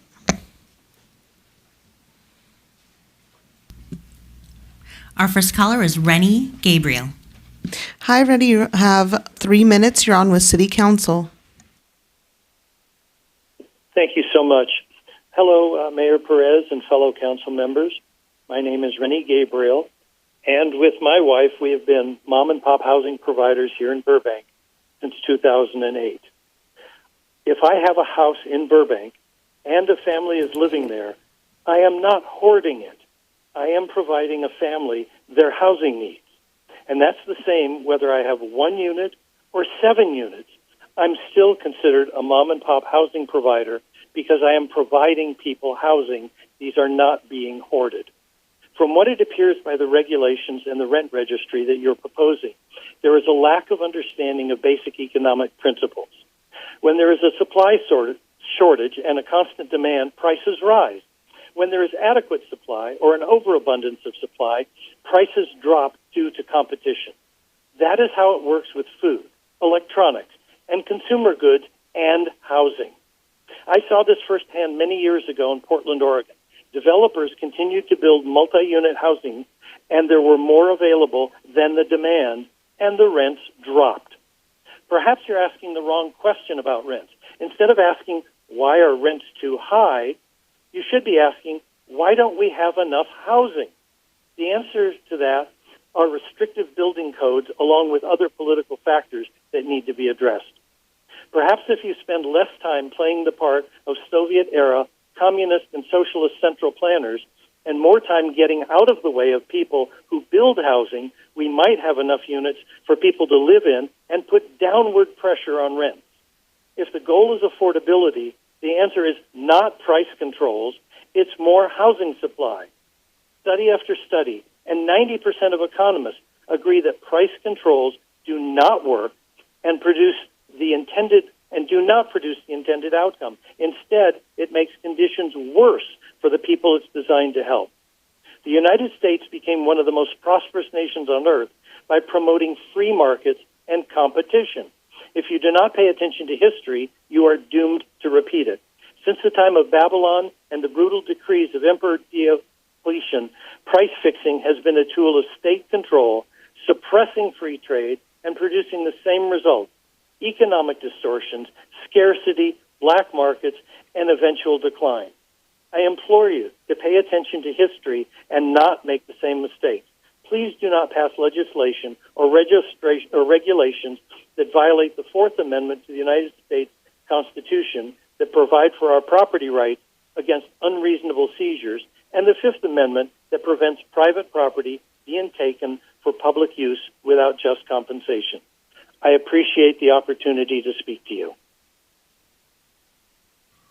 Thank you for calling in. Next caller, please. The next caller is Jonathan Wilder. You're on the phone, Jonathan Wilder. Go ahead. You have 3 minutes. Hi there. Good evening, City Council. This is Jonathan Wilder. I am a Burbank resident and, importantly, a Burbank tenant. My main reason for calling tonight is that I am deeply concerned seeing what is happening with these ICE raids and now the further escalation of that with bringing the National Guard and now most recently with active duty Marines being deployed in the LA area. And I want to see how we as a city can build up protection for Burbank to make us resilient against them trying to tear our community apart. I do want to acknowledge that I appreciate the previous resolution that this council made to try to mitigate any sort of cooperation with ICE. And I do also want to applaud Mayor Perez and Councilmember Anthony for their recent statements at the press conference on Monday. But that being said, as we have seen in LA City, despite them having those same sort of protections, ICE has still been wreaking havoc. And I would just like to see this council to find ways to take proactive steps to prepare Burbank for this continued escalation. The other thing I wanted to talk about, now hearing some of the other public comments, is about tenant protections. As I mentioned, I am a tenant, and I have seen, as I've lived here, rent continue to rise. I have been fairly fortunate that I got my current apartment at a point where it was pretty affordable, and yet in the last 2 years, the rent has started to rise. I don't want to end up in a place where I can no longer afford to live in Burbank because I love this city. So please think about the people who are most vulnerable. If we're worried about costs going up, that is going to affect the people who don't own multiple homes, who need to rent to have what is a human right. So again, please continue making efforts like the TPO and also look into a rent registry, look into other ways to protect tenants like a rent cap as well, at least implement studies on that. So I just wanted to say that. Thank you for listening. Have a good night. Thank you for your comment.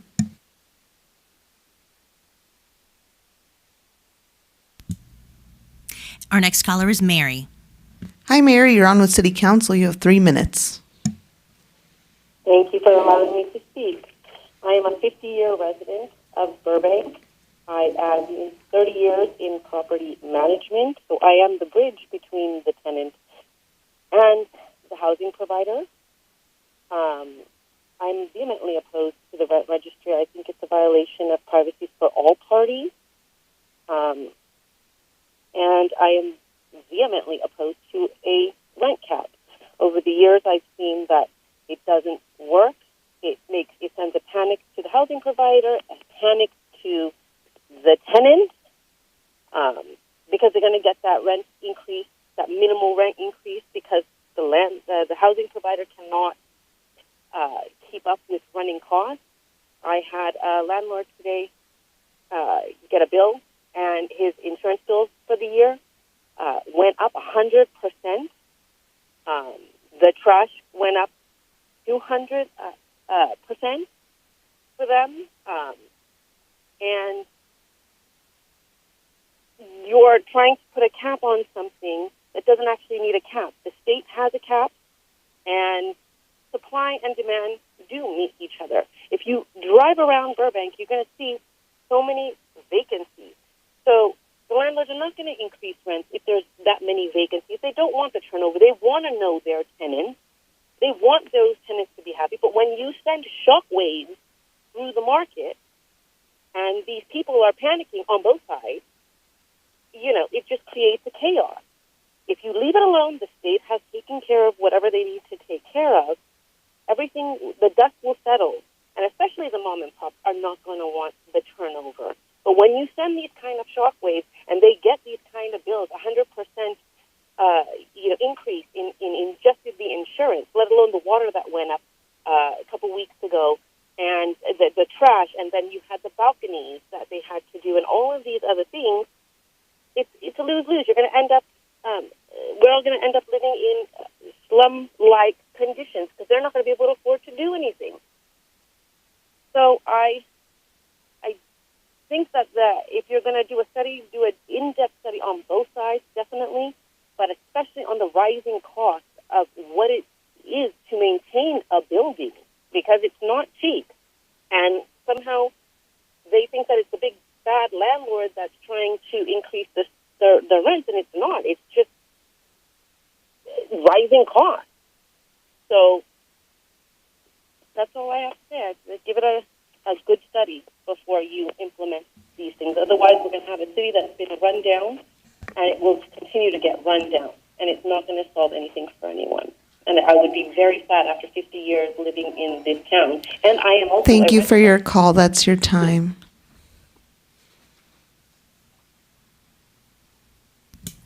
Nope, not. The next caller is April. Hi, April. You're on with City Council. You have 3 minutes.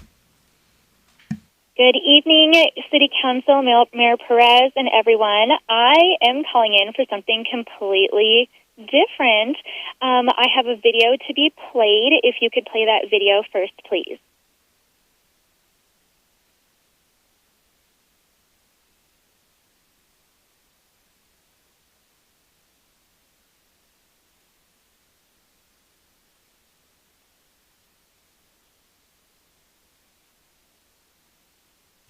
Believe we're pulling up that video. Okay, a few technical difficulties. Stay tuned. Okay, it's hard to tell on the phone here. Madam Where City you're Clerk, at, I guess. I think we're going to pause your time while we finish looking for this video. Madam City Clerk, can we do that? Thank you. Apologies.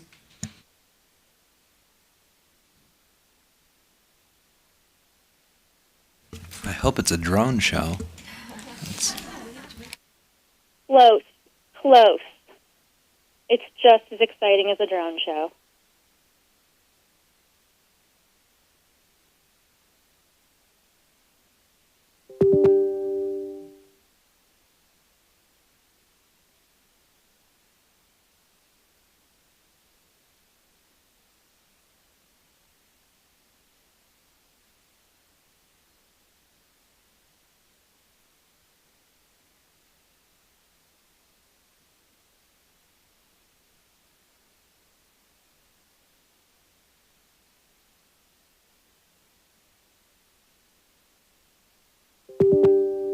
I like, I can do my minute that I was going to do after, do it before instead.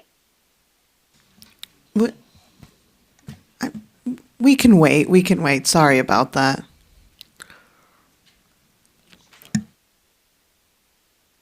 I can do my minute that I was going to do after, do it before instead.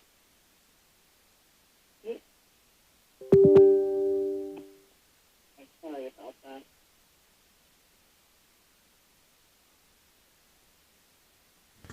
Mr. City Manager. Mayor, we're having trouble opening the video, so we're trying to do everything that we can do, but it may not work. So we could certainly send that to you after. I know the public won't be able to see it, but we're just having technical difficulties. April, we're sorry about that. Looks like our IT folks were not able to open that up. So would it be possible to continue with the rest of her public comment? If we can get it up by that time, then we'll play it. No. Not a problem at all. Am I still on? Are you guys can still hear me? Yes. Okay. Well, I am calling because I am excited to announce that the Children's Entrepreneur Market is coming to Burbank. And it is coming this summer. It is an award-winning program. It is all over the USA, and it empowers kids ages 5 to 17 to create and sell and grow their own businesses. And they are doing their own little farmers markets all over the U.S. So this is going to be a farmers market entirely run by children. And it fosters skills of financial literacy, communication, and problem solving. And it is being pioneered in the San Fernando Valley this summer. And Burbank is the first city to say, yes, we want to have these kids at our market. This market in our city. And so we are going to have 2 markets this summer completely run by kids. The first will be at National Night Out on August 5th at Johnny Carson Park from 5:30 to 8:30 p.m. And the second is going to be Saturday, September 13th, also at Johnny Carson for concerts in the park that we saw a presentation on earlier today. And I am excited for this next generation of young business leaders to experience the magic and the independence of entrepreneurship in a free market system.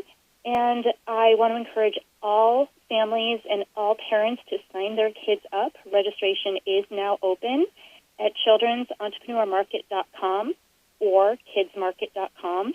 And if there's any questions, please reach out to me personally at San Fernando Valley at children'sentrepreneurmarket.com.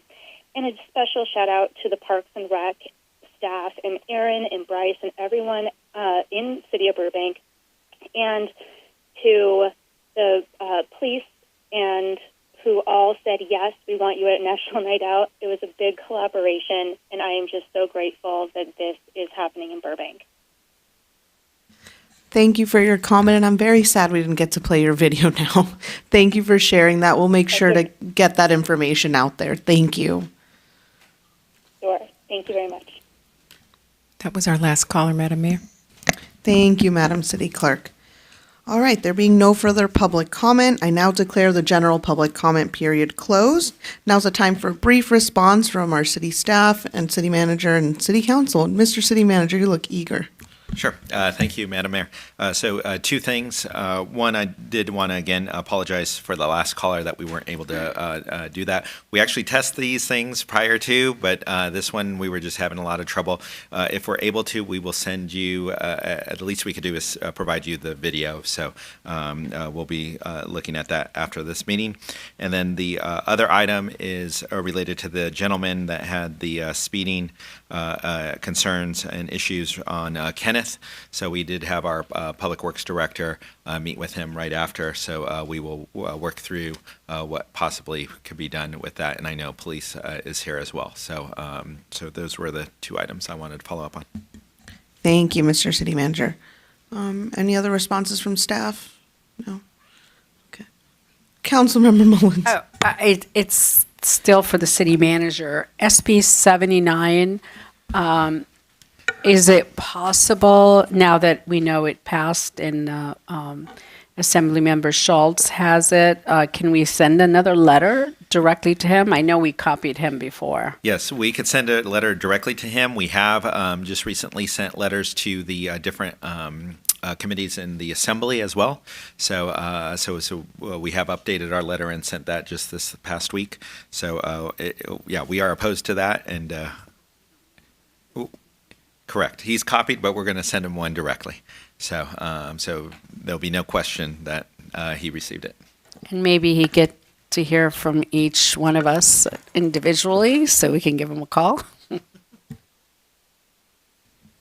Would you like to continue with your response to public comment? Not on that subject. No, her response to general. I am well aware of that, Mr. City Attorney. I wasn't sure of the nature. I think the mayor wanted to see if I want to continue thanking. But thank you for being very diligent. Well, since I have the mic, I want to thank everyone, of course, that came in tonight and emailed us and called. Really appreciated. Thank you. City manager answered the 2 areas what I had questions on. And then April, I can't wait to attend the event for the National Night Out and see the kids at Best doing their own business. So that's really exciting. So thank you, everyone. Thank you, Councilmember Mullins, for your general response to public comment. Councilman Rosati. Thank you, Madam Mayor. I'm also excited about the business fair for the kids. I got a couple of calls regarding that, and I think it's a great idea. I want to thank BTAC and FSA for being here tonight. And Ms. O'Connell, thank you again for coming regarding SB 79. I wasn't clear what the speaker was saying about the tenant protection ordinance. Do we change that to the landlord tenant protection ordinance on the website, or what was that about? I can't speak for the website. Our ordinance in the Burbank Municipal Code is the tenant protection. And you can't look it up right now and see what it says? I'm just curious. Oh, that's all. I wasn't clear exactly what was being said there. And if we did change it, how did that happen? Why did that happen? Yeah, I can't speak to that. Okay. Moving on, I received a couple of calls today regarding a homeless person, text, email, a homeless person living in the alley. I turned that over. Madam Mayor, this is responses to public comment. That was a public comment someone gave me. The emails are not public comment? No, here in the meeting. Got it. It has to be brief responses to comments raised during public comment. And the person that came up talking about house hoarding. Housing is a business. It's not hoarding. Car dealers aren't hoarding cars. They're selling cars. Grocery stores aren't hoarding food. They're selling food. Thank you. Who would like to go next? Councilor Anthony. Thank you, everyone, for coming down. I do want to echo Councilman Rosati's statements about our community partners, the fact that we have such wonderful nonprofits that do the work on the ground. I think Laurie said it exactly right. People are worried, people are scared, and the fact that we have folks out in the community doing good work is important, and we cherish the work that you do, and you'll see this council support later in the meeting tonight. To the city clerk, I wanted to ask, I don't know if you have an answer, a political action committee, if they're operating in Burbank, do they have to file? This was not a subject of public comments. Let's keep it to responses to comment and not Q&A of staff. But this is not an agendized matter. No. You can't ask the city clerk to go into. Oh, I was just. It wasn't about anything specific here, but just generally, could she give some information or maybe after? So it has to be too specific here, responding to the folks that came to the podium or the folks on the phone. Yeah, someone was I thought someone was asking about a PAC. That's all. I'm just seeing if she knew how that works. That's all. But well, that's fine. They said there was a PAC. You could ask what that process is at the end of the agenda. You could ask about Oh, okay. That's how fine. people register or if they register with the city at the end of the agenda. Okay, like a white paper memo. Okay, I thought maybe Informational item. All right. Yeah. Sorry, I thought maybe it was a shorter thing than that. That's fine. I can do that. And then, that was it. That was my only. Yeah. Thank you. Thank you, Councilmember. Vice Mayor. Thank you, Madam Mayor. As always, thank you for coming out and speaking tonight. I appreciate also the emails throughout since the last meeting and the phone calls. Also, I wanted to just show some show appreciation for folks who have reached out to me. Last meeting, I mentioned my phone number and my contact information, 818-252-9014, and folks have been using it, and I really appreciate that. So please continue to do so. I also wanted to just state, I don't know if it's not clear, but I just want to state I listen to all of you equally, and I really appreciate the information no matter where you stand on the issue. So thank you for sharing your perspective. And just one specific response or I guess request is, as Mr. Darian mentioned, the data available. I always love data. Please send me a link to the data that you're referring to. I'd love to see what you're referring to. And again, always appreciate your comments and appreciate you coming out and sharing your thoughts. Thank you. Thank you, Madam Mayor. Thank you, Vice Mayor. I will say, just to my two colleagues in the questions you have, always either at the end, or it looks like Mr. Prescott might have the answer to your question, Councilor Rosati, if you'd like to follow up with him. Yes. Madam Mayor, if I could, I did make my way to the Landlord, Tenant Commission and Housing Resources page. That is the name of the commission. It's Landlord, Tenant Commission. This page includes information on tenant, landlord, housing complaint process, the Burbank Tenant Protection Ordinance, landlord-tenant resources, and has separate tabs for residential tenants' landlord rights and responsibilities, and also properly references the Burbank Tenant Protection Ordinance. So it appears to, Mr. Prescott has supplemental information.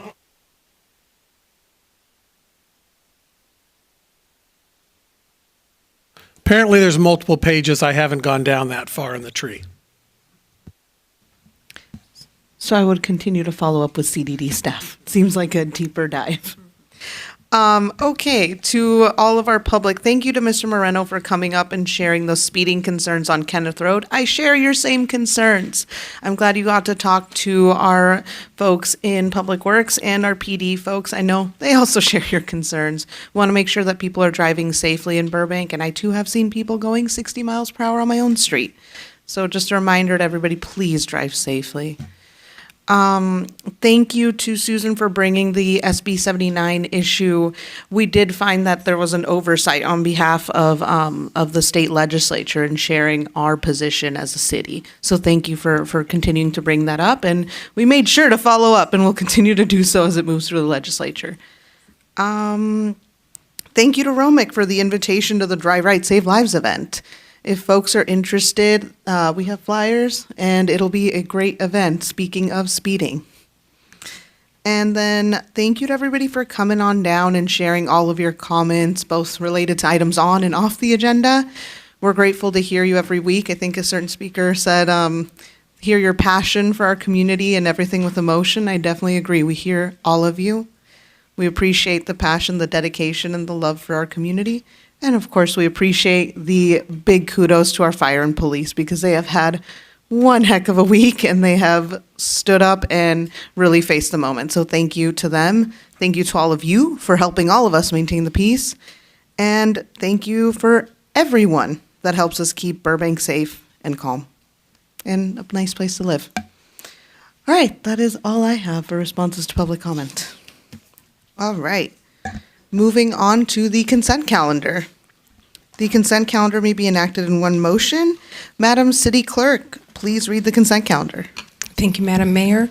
We have 6 items tonight on the consent calendar. Item 1 is adoption of a resolution approving and adopting contract documents, accepting the bid, and authorizing execution of a contract for bid schedule number 1520, the George Isay Park Irrigation Modernization Project, to Marina Landscape Incorporated as the highest ranked bidder and best value to the city.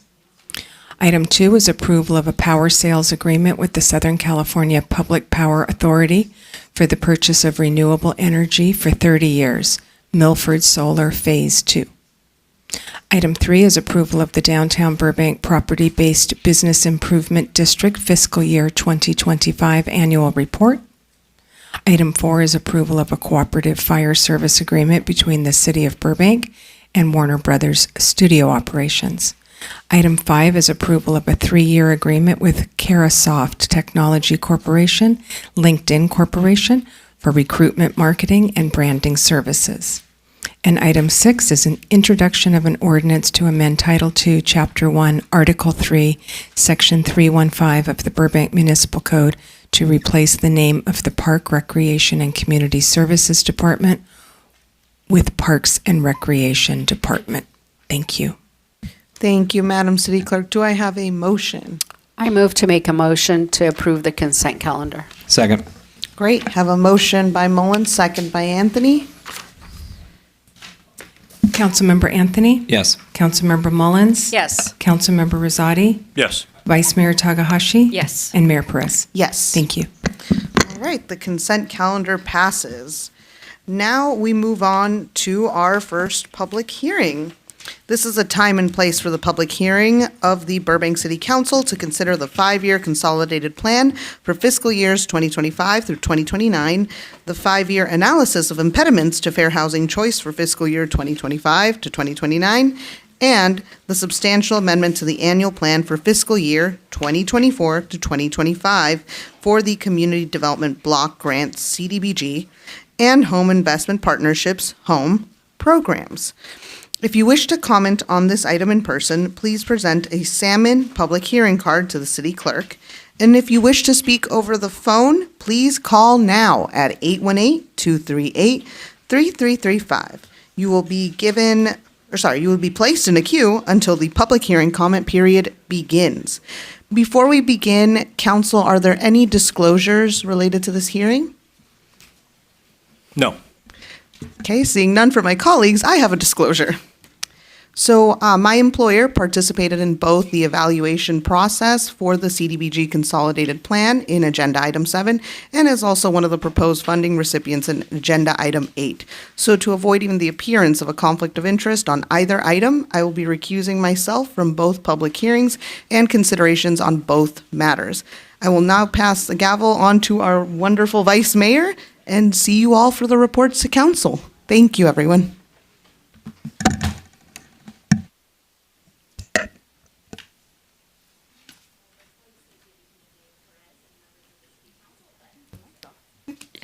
The City Council. Yeah, just so one moment. We'll let her wrap up, and we have a couple. Thank you.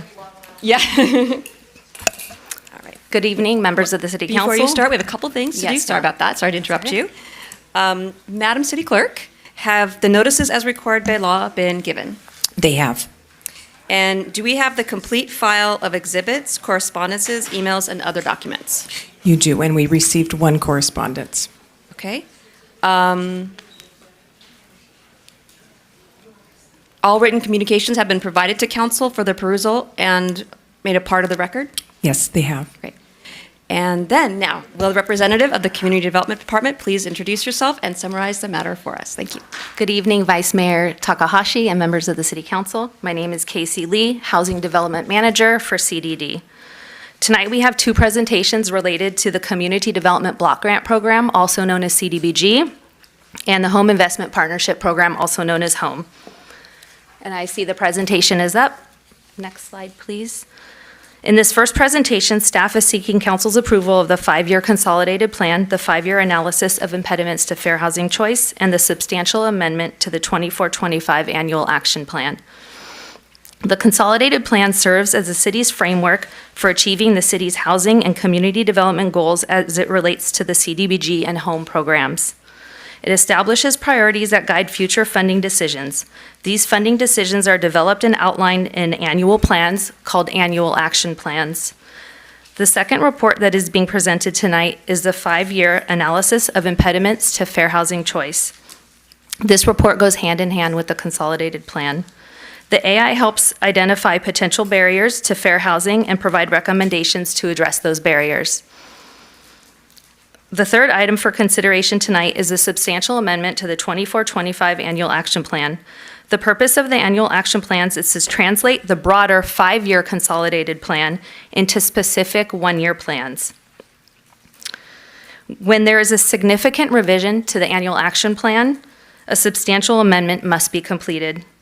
I will start tonight's presentation with the consolidated plan.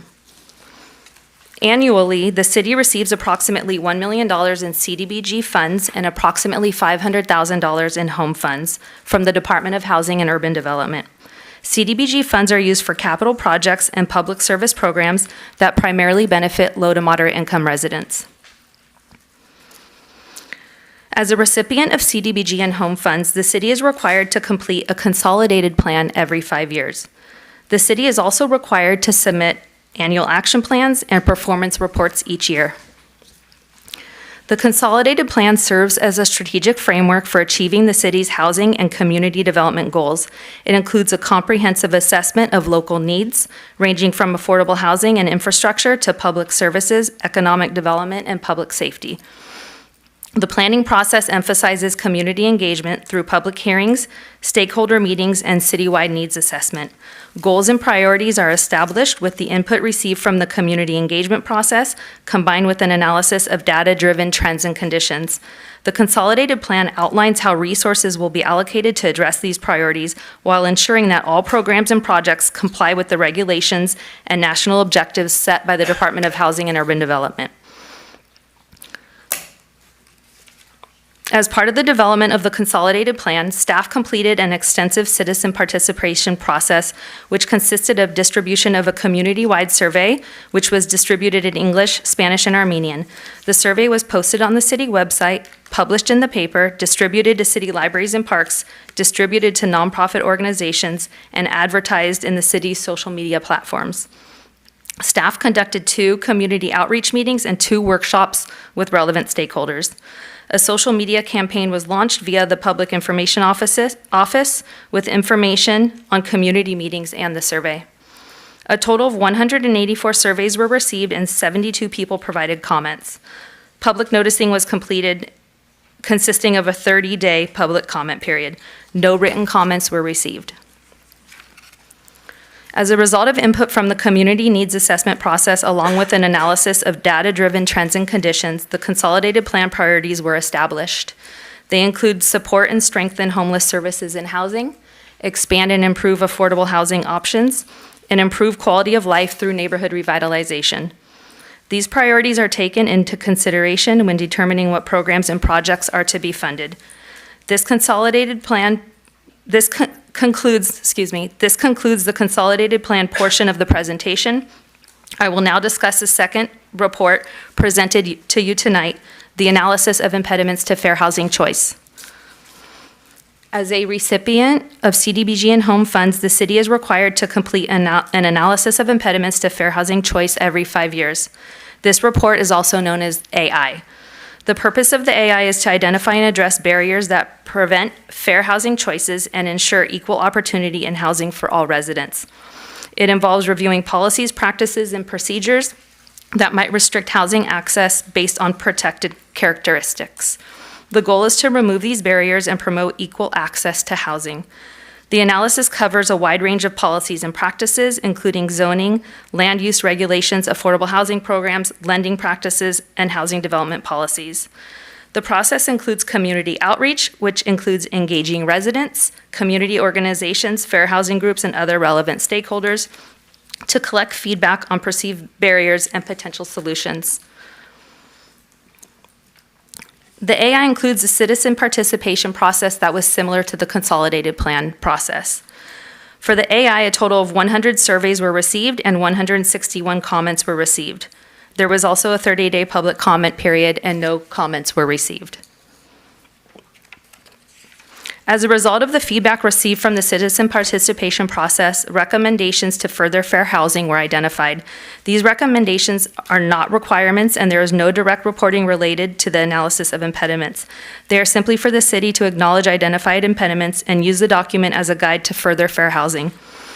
The identified recommendations include strengthen fair housing enforcement by continuing to partner with the Housing Rights Center, Expand the Housing Rights Center to track housing complaints and investigate discrimination cases, and continuing to hold monthly landlord-tenant commission meetings. Expand affordable housing supply by continuing to provide voucher programs and working with Burbank Housing Corporation to provide affordable housing. Enhance tenant protections through strengthened just cause eviction policies and protections, continuing to consider anti-displacement measures, including relocation assistance, and continuing to expand legal aid services. Increase public awareness by continuing to provide education and outreach activities to Burbank residents, professional associations, city committees, commissions, and boards, and apartment owners, managers, and for fair housing. Collaborate with stakeholders by continuing to partner with advocacy groups, landlords, developers, and major employers to address housing challenges and continue to hold community meetings. Monitor and evaluate progress by considering publishing annual fair housing reports to maintain transparency and accountability. This concludes the analysis of impediments portion of the presentation. I will now move to the third request, the approval of the amendment to the 24-25 CDBG Annual Action Plan. Annually, as a CDBG and home grant recipient, the city is required to complete annual action plans, which detail the use of CDBG and home funds for the year. A substantial amendment is required when there are significant changes to an approved CDBG annual action plan, such as shifting funds from one activity to another, or changing the purpose, scope, location, or beneficiaries of an activity. Substantial amendments are required when there is a reallocation of 10% or more of the city's entitlement funding. Staff is requesting council's approval of a substantial amendment to the CDBG fiscal year 24-25 annual action plan, transferring approximately $1.6 million from the Front Street Homeless Solution Center project to the Buena Vista Homeless Access Center project, which also serves as the Home Again Los Angeles headquarters office. This project, located at 2244 North Buena Vista Street and also known as the former Boys and Girls Club, consists of the installation of 4 tiny home units for families and renovations to the existing facility to allow for office space for case management services. Staff is requesting this transfer because the Buena Vista project is further along in the process, the Front Street Homeless Solution Center is not fully funded, and the city has to meet the critical CDBG spending deadline, which requires us to spend approximately $2 million in CDBG funds by May 2026. In conclusion, staff requests council's approval of the 5-year consolidated plan and analysis of impediments reports, which will allow the city to receive fiscal year 25-26 funding and future funding for CDBG and home programs. Staff also requests council's approval of the substantial amendment to the 24-25 annual action plan, transferring CDBG funds from the Homeless Solutions Center project to the Homeless Access Center project. This concludes my presentation. I'm here for any questions from the council. Great. Thank you, Ms. Lee, for the presentation. We'll do public comment next. So we will now open the public hearing to hear from any persons who wish to speak on this matter. Each person may address the council on this public hearing item only. The public comment period is now beginning, and no additional cards or calls will be accepted.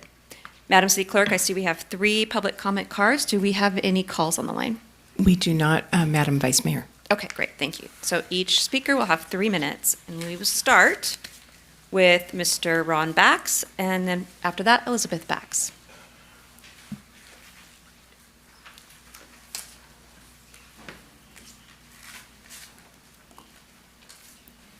Welcome, Mr. Bax, you have 3 minutes. Good evening again, Madam Vice Mayor, council members, and city staff. It is unreasonable to expect the public, given 72 hours, to review 383 pages of very detailed information and then prepare a concise comments because of the potential of a 1-minute opportunity to comment, especially with the rampant wordsmithing. The nuggets I get from attachment 4 are, and this I believe is a quote or a statement from the city staff of the city, fair housing describes a condition in which individuals of similar income levels in the same housing market have a like range of choices available to them regardless of race, color, ancestry, national origin, religion, sex, disability age, marital status, familial status, source of income, sexual orientation, or any other arbitrary factor?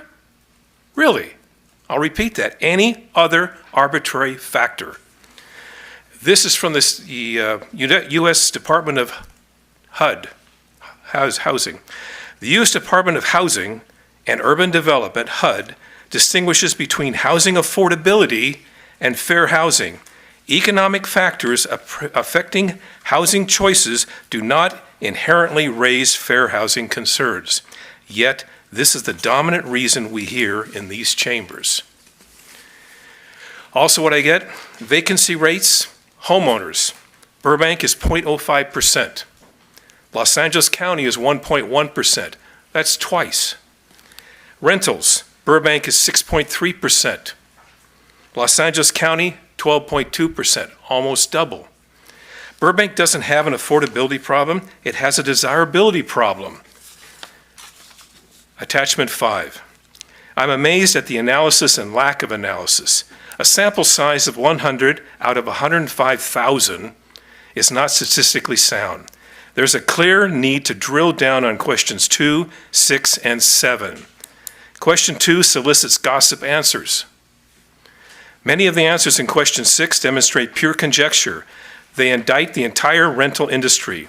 The question should have been better presented as, what discrimination have you or a close acquaintance encountered? Then we go to question 7. Answer 1 should be already clear. Answer 2 in itself shows discrimination bias. Answer 3, it is impossible because housing providers do not have any defining feature. Subject all housing providers to mandatory remediation seminars because of some bad housing providers, etc., etc. Thank you. Thank you, Mr. Bax. Next up is Elizabeth Bax, followed by David Donahue.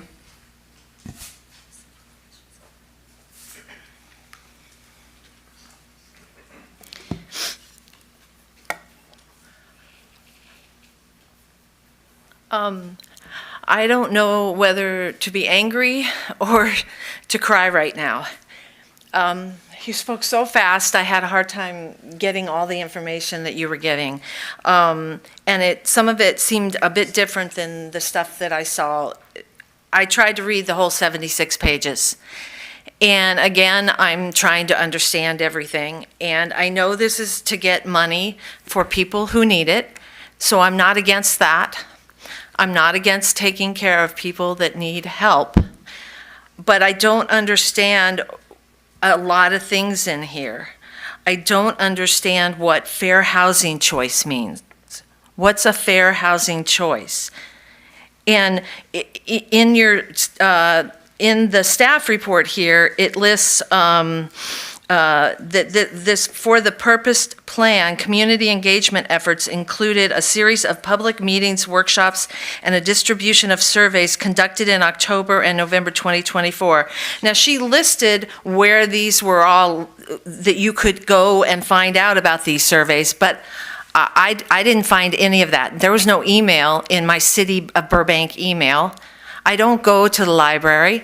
I don't go to the parks. All these, I didn't see any of this. And the consolidation plan, wait, I'm gonna go on to something else here. So now I'm on page 61. Shoot me. The HRC conducted 2 fair housing workshops.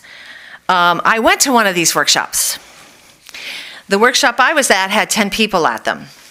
No, maybe 13. 3 of them were Burbank city staff members.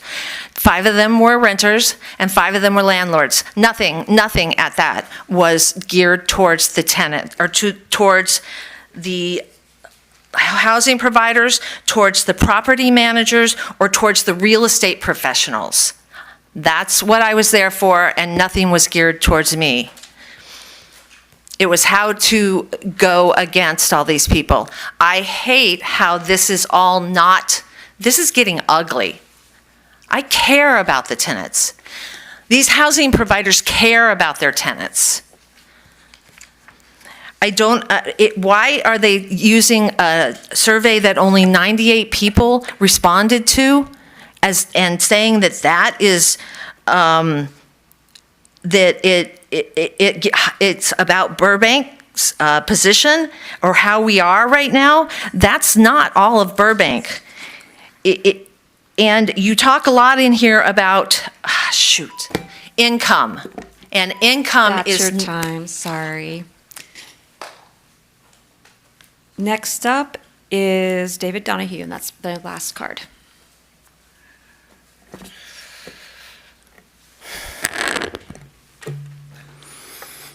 Vice Mayor Takahashi, council members, and staff, my next comments are directed towards the process and not to the talented staff members to my left and right and behind me. And this is also going to be going towards a comment and a classification of looking for data that you, Vice Mayor, ask for on a repeated basis. This particular study, and I've been to some of the study sessions, I've been to the community outreach, and I've been involved in the process just a little bit. But it is highly flawed, highly biased, and highly misguided. It is not focusing on what I've been in front of this dais, and if I would, in decorum, if it allowed me, pounding this lectern with all my might, demanding that you look at the frickin' data. The data is clear. You heard it from BTAC, this wonderful woman behind me, talk about costs and increases. The data. You will hear by the end of the summer from the Burbank Housing Corporation, as you did last year, about how expensive their insurance went up. That's data. Not one thing that is in that report that is in front of you talks about that. The cost that goes up, the expenses that everybody is having to incur across the table to every housing provider, every business owner, every person in the city of Burbank is having to endure. That's the data. It's in front of you, and I ask you to look at it. We are going to be in front of you as often as we can with as many new voices and as many perspectives to drill down on this information. The report is misguided. It talks about things that, in my opinion, are not relevant. Because if it were relevant, would the number of people that have complained to you and been on the record be a little bit greater than 8 or 12? Isn't it like 0.03 or 0.01% of the population of Burbank has actually lodged a formal complaint? Would you please ask the staff to report that in context? The Burbank Tenants Union is just causing panic and fear and division which is just rife in this community today, isn't it? It is rife. And if you continue to encourage that division, sow dissent, sow anger and discontent, you do not sow a community and unity. And I do believe that, Vice Mayor, is something that is in your core. And I would encourage that and welcome that conversation. To the council members and staff, thank you very much for your service. Appreciate it. Thank you for your comment. Let's see. There being no further public comment, I now declare the public hearing, public comment period closed. Would the representative of the Community Development Department like to make any further comments? Thank you, Vice Mayor Takahashi.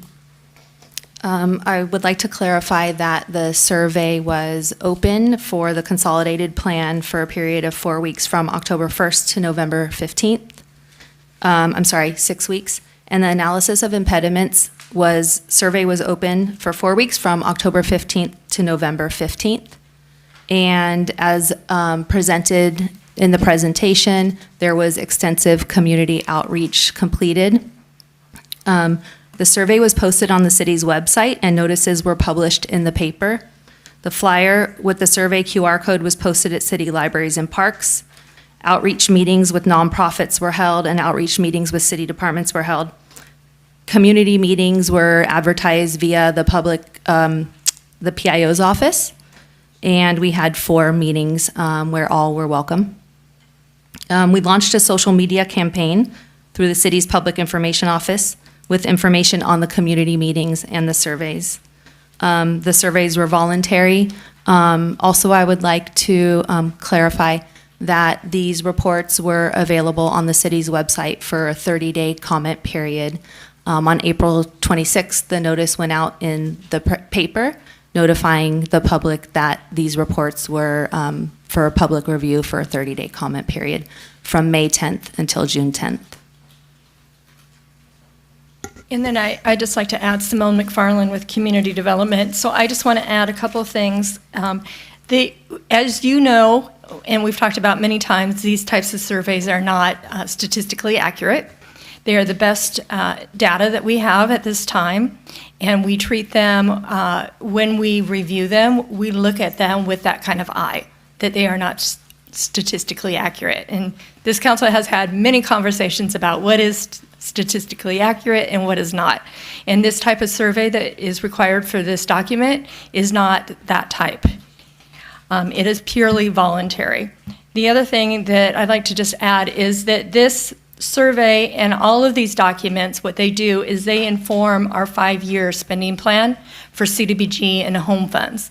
So it's not necessarily a document that is reflective of all of the other things that are happening. It is a document that is a portion of that, of all the tenant protections that we've been working on as a group and as the council has been putting into place. This is a portion of that, not an overall view of what's going on in the industry. Thank you for that follow-up comment. Does the council have any questions of staff? Yeah, Councilmember Mullins. Thank you. I have 2 questions, and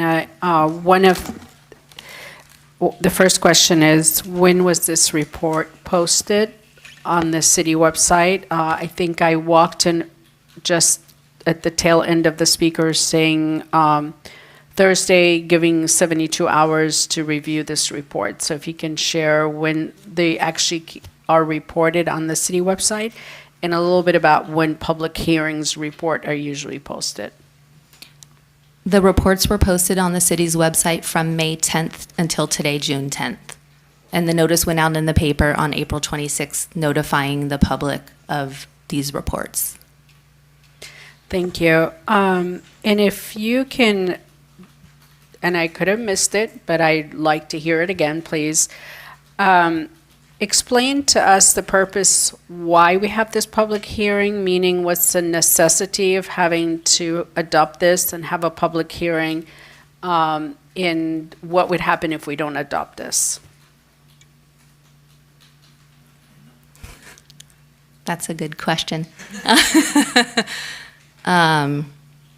So I'll take it. I think the public hearing, it's necessary for, sorry, I can't see you. This public hearing is necessary for the HUD documents. It's part of our requirements for CDBG and home funds. And so as part of this process, HUD says you must have a public hearing. You must go through all of these things that Ms. Lee has talked about. The posting of the document, the going out and doing the survey, getting the responses, putting it up for a period of 30 days for review and that type of thing. So this is the final portion of it, which is the public hearing. We have one that you're talking about right now for the 5-year plan, and after this we will have a public hearing for the 1-year plan. And the 1-year plan informs the 5-year plan. If you don't approve this, we will not receive HUD funding. This is a requirement to receive HUD funding and home funds. So it needs to be approved at some point. First, turn on my mic. So would you say part of the reason we have to conduct a survey is part of the process in order for us to qualify for HUD funds, it's not necessarily reflective of what's going on in the community with our housing issues that we're dealing with right now. That is correct. This is talking more about the analysis of impediments, the things that we need to be aware of, the things that are happening in our community, and it informs us, but as we said earlier, it's not statistically accurate. It just gives us an overall view of what's happening in some of the opinions, and I think our city attorney is going to add to that. So I would recommend you review slide 7. And slide 7 identifies categories of the review process. Some of the things just illustrative of the process, the impediments, and they're not personal to landlords. It's like a 360 review of what are the things that either affect someone's ability to get into a certain housing situation, and these are subjective. If you read the survey questions, to the speaker's point and to staff's point, it's the survey taker's subjective impression as to whether they felt discriminated or not, and there's value in them reporting that and recording that in the document for those people who were motivated to engage in the process. That's their perception. But also things that we have evaluated both in this report and in the past are things like our zoning requirements and how do they facilitate or discourage the production of housing. And we have, over the last 5 years, been vigorously reviewing our changing obligations under the state laws. And so from 5-year report to 5-year report, those impediments have changed. Also on our housing element, which you saw report, I couldn't tell you off the top of my head the meeting, but you recently saw the housing element. We just went through the mid-cycle review, and the council adopts a program on staff's recommendation of the things that we need to do in our own codes to facilitate more production of housing. And the specific plans that are being prepared and will eventually, maybe by the end of the year, early 2026, will come forward again to increase the production of housing. So all of this, to the council member's point, it is topical for the tenant protection issues. It's topically related. It is completely independent of that process. We have been going through this process as long as 24 CFR Part 91 has been in effect. This is page 1 of the resolution, attachment 1-1, and we have been a recipient of HUB funds. We have had to do this long before the Tenant Protection Act, long before the city's recent debate of these issues since January 2023, since the ballot measure in 2020. We have been doing this. We have gone through multiple housing element cycles over the last 40 to 50 years in identifying impediments to housing and also discrimination issues. And the city, most recently on the issue of barriers, adopted a resolution apologizing for sundowner laws, right? So it's really a broad spectrum of things, only some of which relates to people's personal perspective or experience of discrimination, but also the zoning and other private practices. Thank you. So the reasons for my questions, obviously, is we need more education. We mean, the community, the public, and the reason for approving this, because obviously it's really important for us to continue receiving HUD funds in order for us to continue subsidizing a lot of the projects that we're doing, and part of it is CDBG funding as well, which will help assist some of the nonprofit organizations. The other thing I want to mention, if this is also going to help secure the funding for the homeless shelter, does this have anything to do with the homeless shelter as well? And or the project that we're working with Hala on Buena Vista? So part of the CDBG funds in the past, the council has obligated some of those CDBG funds to go towards the homeless shelter on Front Street. They have also obligated some of those funds to go to the Holla Project, which is the old Boys and Girl Club on Buena Vista. Tonight, one of the things that we are asking council to do is to transfer, sorry, my phone is buzzing, to transfer that money from Front Street project to the Buena Vista project.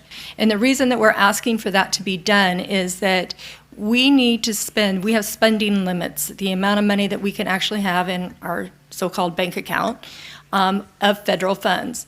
And we have reached that limit and we need to spend this money, otherwise we risk losing it.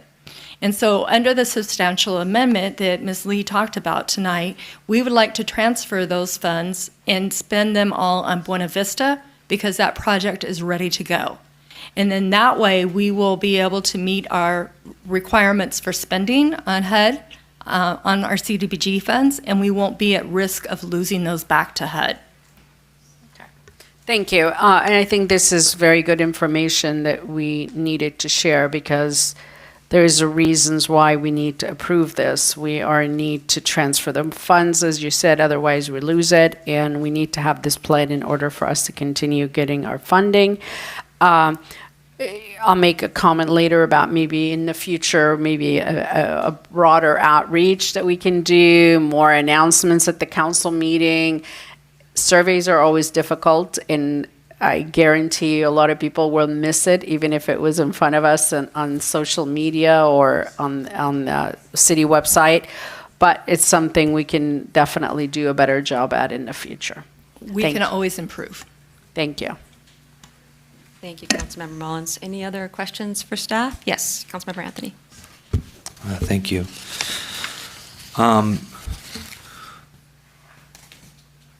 So one of our public commenters questioned the veracity of the questions we ask in this survey. Who writes these questions? Basically, we use the prior 5 years plan surveys questions, and when we do that, then we have the opportunity to look back and see what the differences in the answers are. So it's always good to at least use some of them. In this case, we used all of the same questions that we had used before. And you know that it was a very different atmosphere 5 years ago than it is today. Does HUD give us recommendations on the questions, or are they simply giving us target areas to ask about? Thank you. They don't necessarily give us recommendations for the questions to ask. Typically what cities do is reach out to other cities and see what they've asked. And the surveys really do stay the same year over year, every 5-year cycle.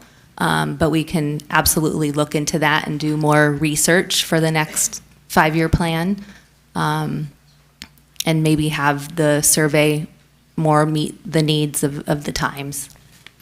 So the last survey was done in what year? 5 years ago. So 2020? Mm-hmm. Okay. And then prior to that, 2015, and okay.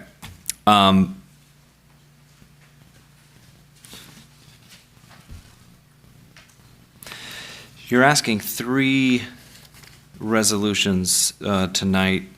One is the 5-year consolidated plan, one is the 5-year analysis of impediments, and then the third one is a substantial amendment to last year's plan. So the first 2, you just said, the questions at the beginning of the consolidated plan are pretty much unchanged, but the answers we got back are different. And so the second one, that's the analysis for impediment. I imagine that analysis for impediment is different than the last 5 years. Is that basically what I'm understanding? The surveys for both reports are identical to the questions that were asked 5 years ago. But the responses, I'm saying, the responses back were changed, were Yes. different, obviously. Yes, and Okay. they were analyzed and summarized. We had a consultant that worked on these plans with us. So a combination of that, the responses to the survey, the responses at the community meetings, and then data and trends that were pulled all kind of drive the recommendations and decisions and priorities that are established in the plans. Okay, but staff did not change the questions. They didn't Okay. Correct. Staff did not change the questions. So the only real big change we're looking at is the third item we're asking. That is a substantial change to last year's. We put some money away for one item, and now we're moving it to another item because if we don't spend it, we lose it at the end of the plan, right? Correct. Okay. So the reason I asked, we had a speaker come up here and talk about, yes, 300 plus pages, but we can see that it is best practices. It is commonly not changed from plan to plan. And these are just, well, I can go into some. I will just add to that the statistics and the information that is in the plan largely comes from the housing element. So a lot of it is just referred straight out of the housing element. We take the tables and everything, and then we refer it back out of there. The other portion that is in this plan is just the data, and HUD pretty much drives where our data sources come from. So when you read through the plan, there's a lot of repetition. It is a government plan. And that's where the data is coming from. So it's basically pulling from two different sources and just putting it into a new document. And HUD, that's our Federal Housing, Urban and Development, and then our, the housing element, that is approved by the state. City of California looks at those housing elements, approves every line of it. If they need to make changes, if they see there's something wrong, they give it back to us. But so that's one side is approved by the state, the other side comes directly from the federal government. So the reason I ask these questions is year over year, we tend to see similar trends, but, and we can I'll go into a little bit later during the deliberation, we'll talk about how what we're getting back, feedback from the community is different. And again, to your point, these are not statistical data points. These are not, what do you call them, accurate surveys and polling data. It is just outreach.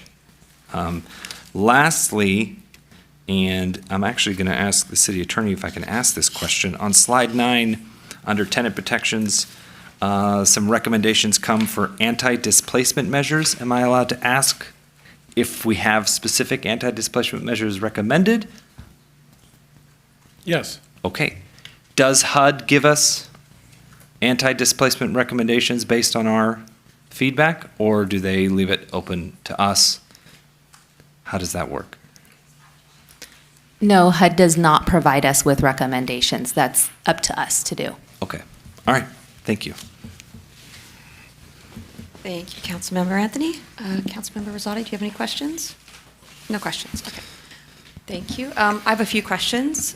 So who did the analysis for this report?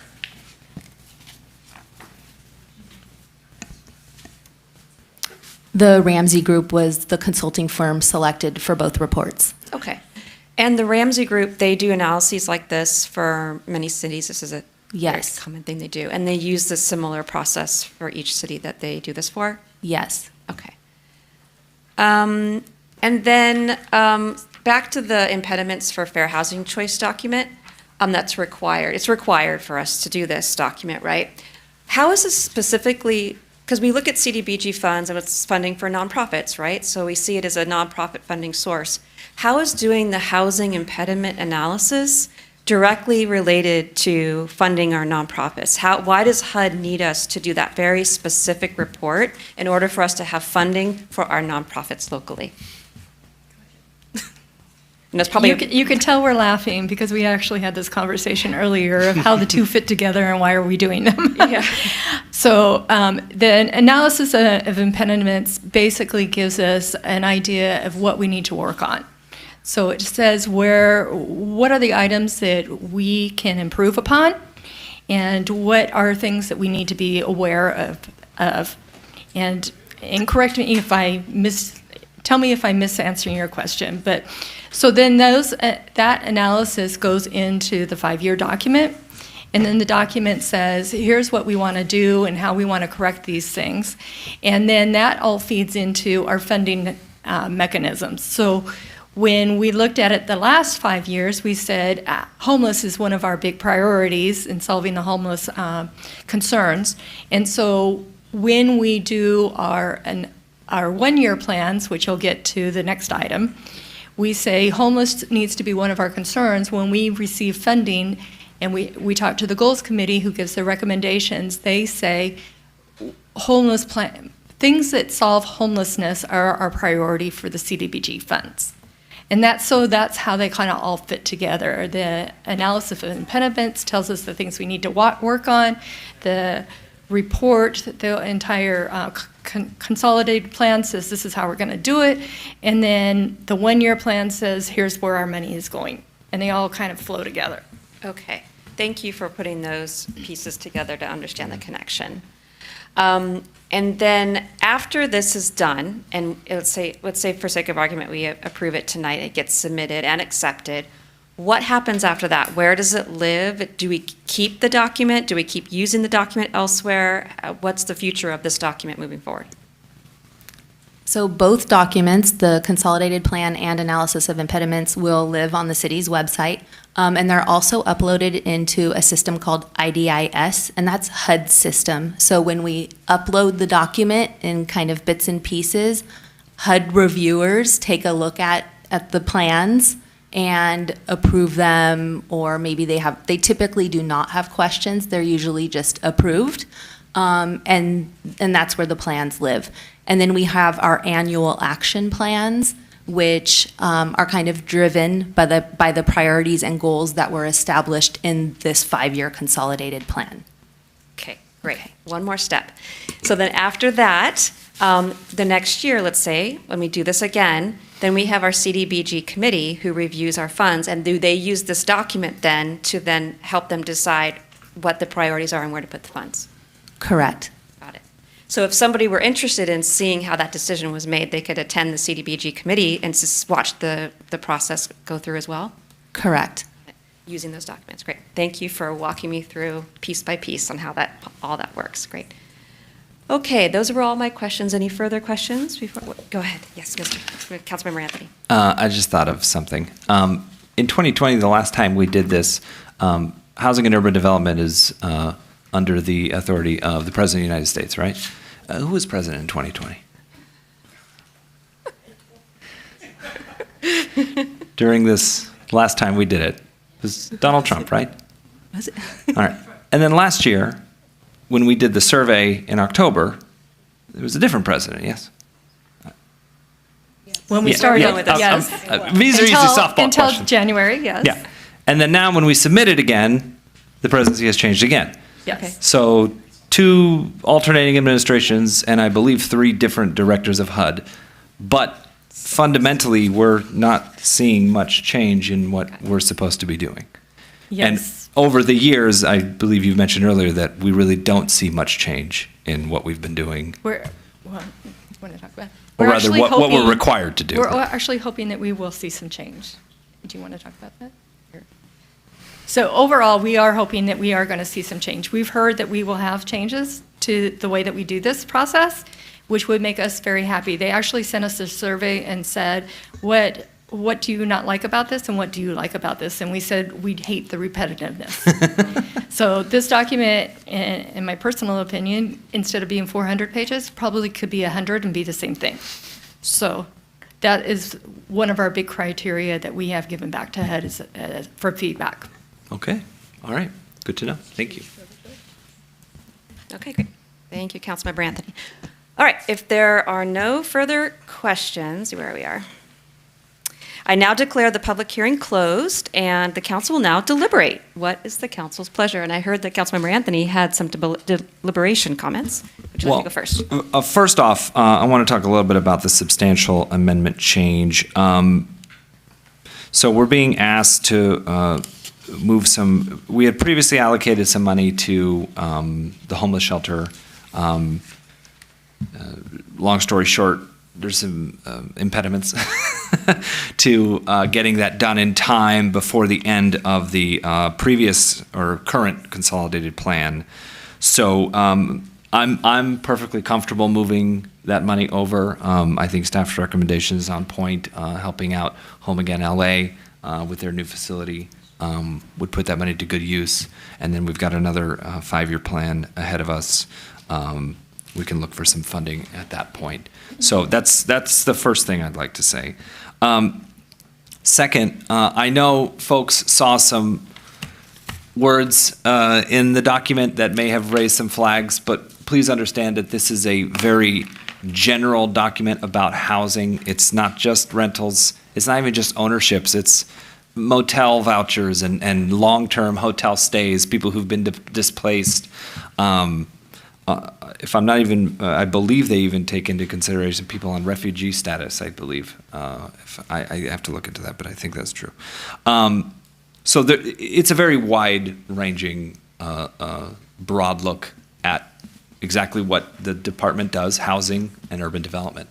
How do you build the housing for an urban landscape? And like staff had said, we've been doing this for many years. I mean, I've been coming to the chamber for 8 years. Every year I see the CDBG funds. We're all pushing and pulling for those very few dollars that we have. And I believe, every year we're making hard decisions to where that money is going. But we can't do that unless we follow the action plan. And yes, I do hope there are some changes coming because I agree it is way too many pages. So for my 2 cents, putting the plan together, analyzing the impediments to fair housing choice, and then moving the substantial amendment, I think is our best practice moving forward. That's all. Okay, thank you. Yes, Councilmember Mullins. Thank you.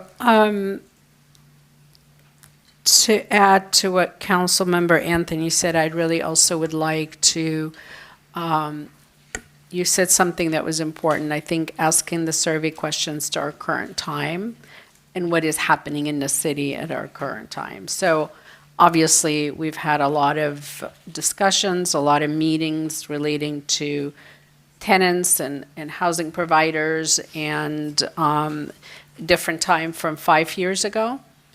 So I think it's very important that moving forward that we keep that before we put out the survey to see what is our current time, what is our current need. This will be important, and that would address a lot of the concerns the public had in the way the survey was conducted. And then we talked a little bit about making sure that it's more visible, accessible to the public, announced it at council meetings, and we continue doing our best that we can to make the surveys available.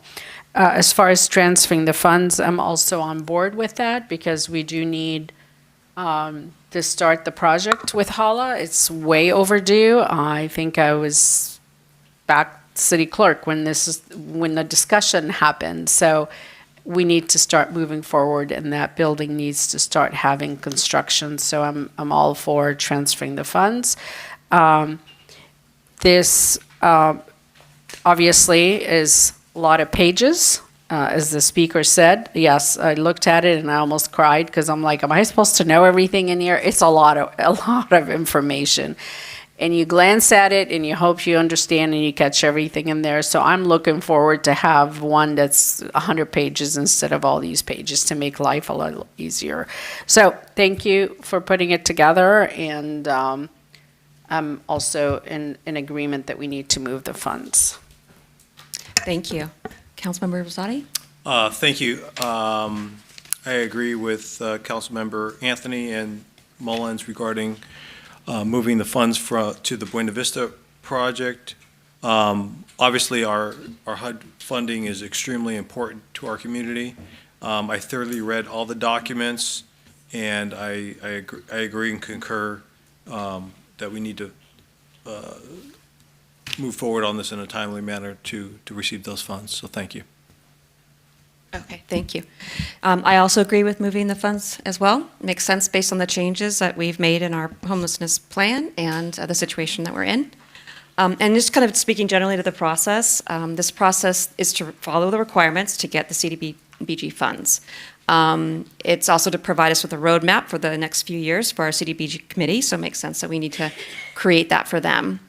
And it's an imperfect process, but it's one that all cities use, and then we need to do this for this cycle. And I also appreciate that the analysis is really complicated. So it makes sense that naturally one would take the previous analysis processes and use them again for streamlining the process to do it so it's not as complicated. But as we've heard today and we've talked about today, that it's probably wise at this point to, at least for the survey portion, which is it's not the entire portion, because a lot of the portion of the analysis is data from other sources, but at least for the portion where we get information from the community, that we as a city as well have evolved in how we get information from the city, the kinds of questions we ask, how we engage. So I think it is probably time in the next round, I know it's 5 years from now, but the next round to update our questions to be more in line with how our city now does these kinds of community surveys and information gathering. And let's see. And overall, though, I think that it makes sense. It isn't,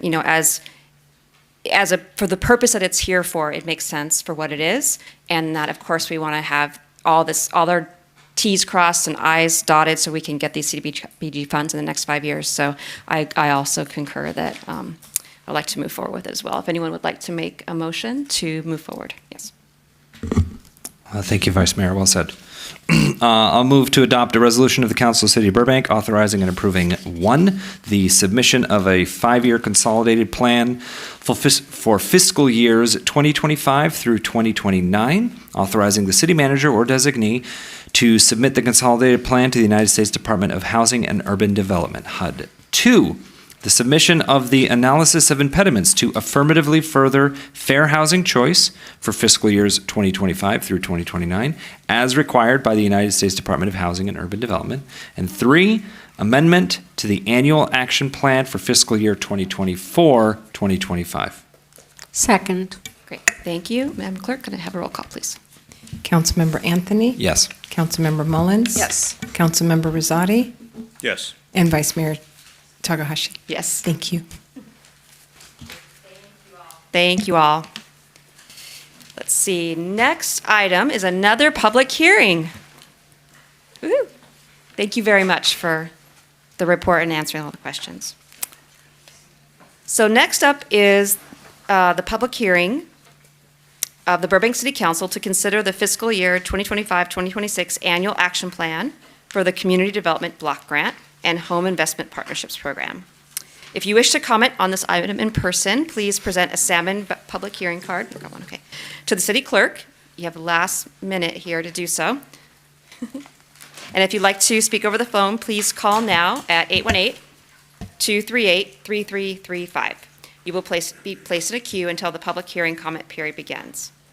Before we begin, are there any disclosures relating to this hearing? We already heard the disclosure from the mayor. Are there any additional disclosures? No. No. Okay, great, thank you. Madam City Clerk, have the notices as required by law been given? They have? And do we have the complete file of exhibits, correspondence, emails, and other documents? Yes, you do. Great. And has the city received any written communications on this matter, and have they been provided to all city council members? Yes, they have, and we received 2 correspondences. Great. And they've been provided to council and are made a part of the record, correct? Okay, great. Will the representatives of the Community Development Department please introduce yourself and summarize the matter for us? Hey, welcome back. Thank you. Good evening, Vice Mayor Takahashi and members of the City Council. My name is Casey Lee, Housing Development Manager for CDD. May I have the presentation, please?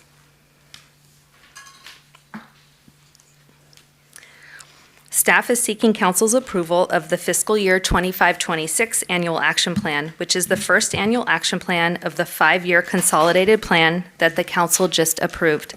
Tonight's presentation will include an overview of the CDBG program, a summary of the current year public service programs, and the 25-26 funding recommendations. As addressed in the previous presentation, priorities for funding CDBG programs and services were developed through the Consolidated Plan Needs Assessment process. These priorities were outlined in the Notice of Funding Availability for the 25-26 CDBG applications and are taken into consideration by the Goals Committee when making the funding recommendations.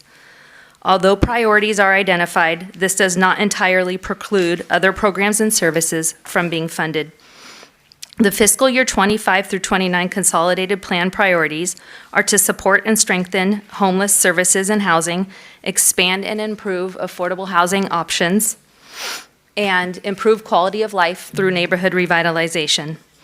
The CDBG program process begins with the development of the 5-year plan called the Consolidated Plan, which Council just approved.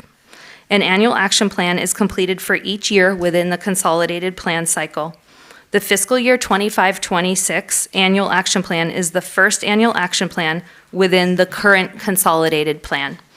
The purpose of the annual action plans is to translate the broader 5-year Consolidated Plan into a specific 1-year implementation strategy.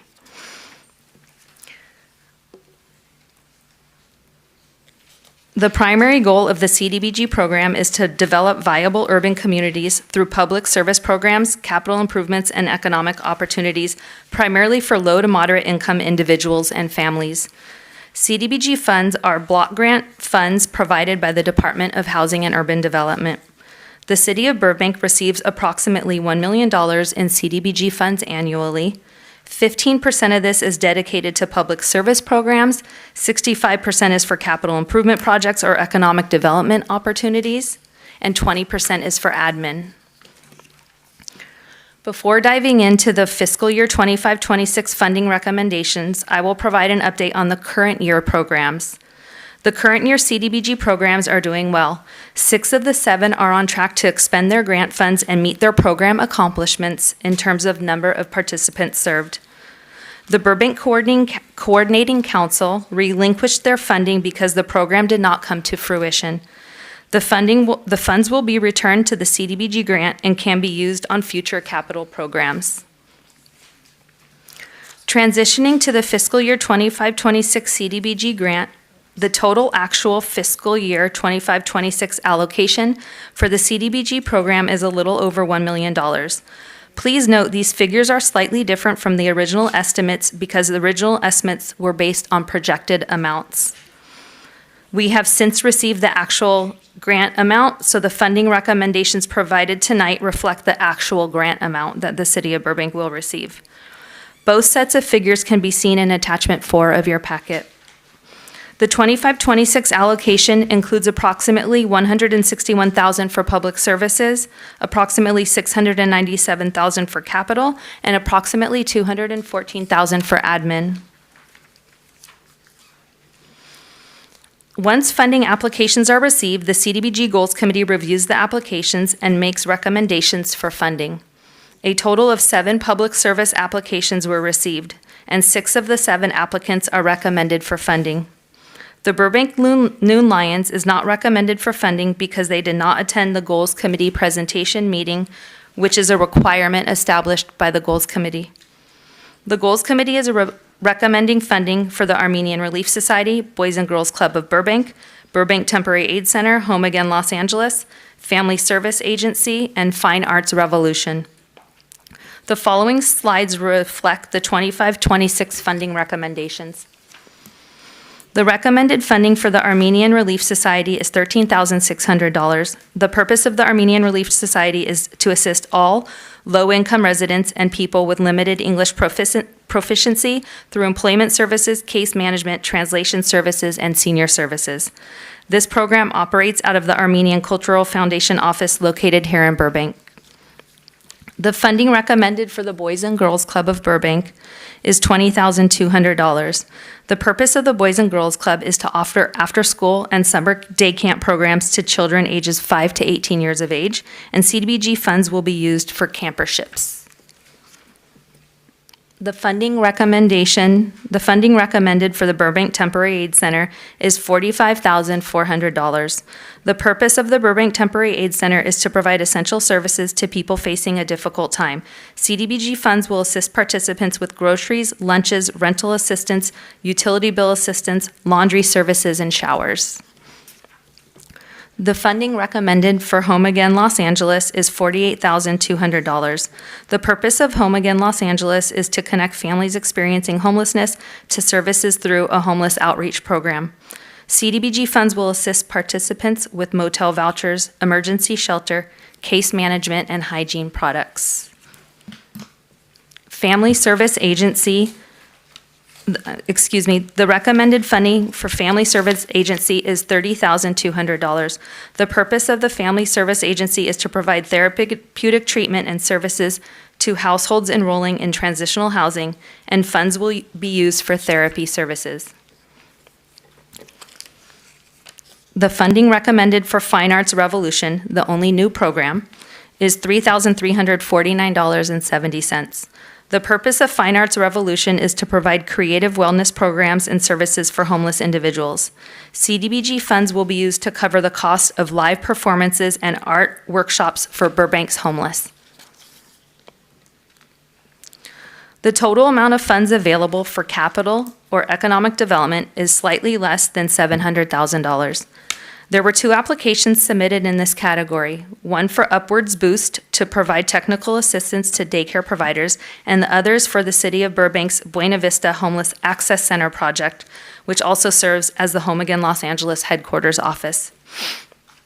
Upwards requested $192,000 in funding, and the city requested $697,448.70. The Goals Committee recommends funding the Buena Vista project. This project consists of the installation of 4 tiny homes for families, renovations to the existing facility to house case management services, and hardscape and landscape. This project meets the established homeless service funding priority. Upwards Boost program was not recommended for funding because of the following reasons. The program does not align with the established consolidated plan priorities mentioned earlier this evening that include supporting and strengthening homeless services, expanding and improving affordable housing opportunities, and improving quality of life through neighborhood revitalization. Another reason is because the funding request would be utilized for staffing cost for this economic development and technical assistance activity with no direct benefit or assistance to families. And in speaking with program representatives, the applicants will need the entire $192,000 that was requested to operate the program. Staff is requesting council's approval of the 25-26 CDBG funding recommendations and approval of the filing of applications and certifications for the CDBG and home programs. This concludes my presentation. I'm available for questions from the City Council. Thank you, Ms. Lee. We do have one public comment, so we'll be right back with you in a minute. Okay. All right, we will now open the public hearing to hear from any persons who wish to speak on this matter. Each person may address the council on this public hearing item only. The public comment period is now beginning and no additional cards or calls will be accepted. Madam City Clerk, I see we have one card. Do we have any callers on the line? We do not have any callers. Okay. So that means our one speaker will get 3 minutes. And the first speaker and only speaker is Melanie Vartabedian. Is that close?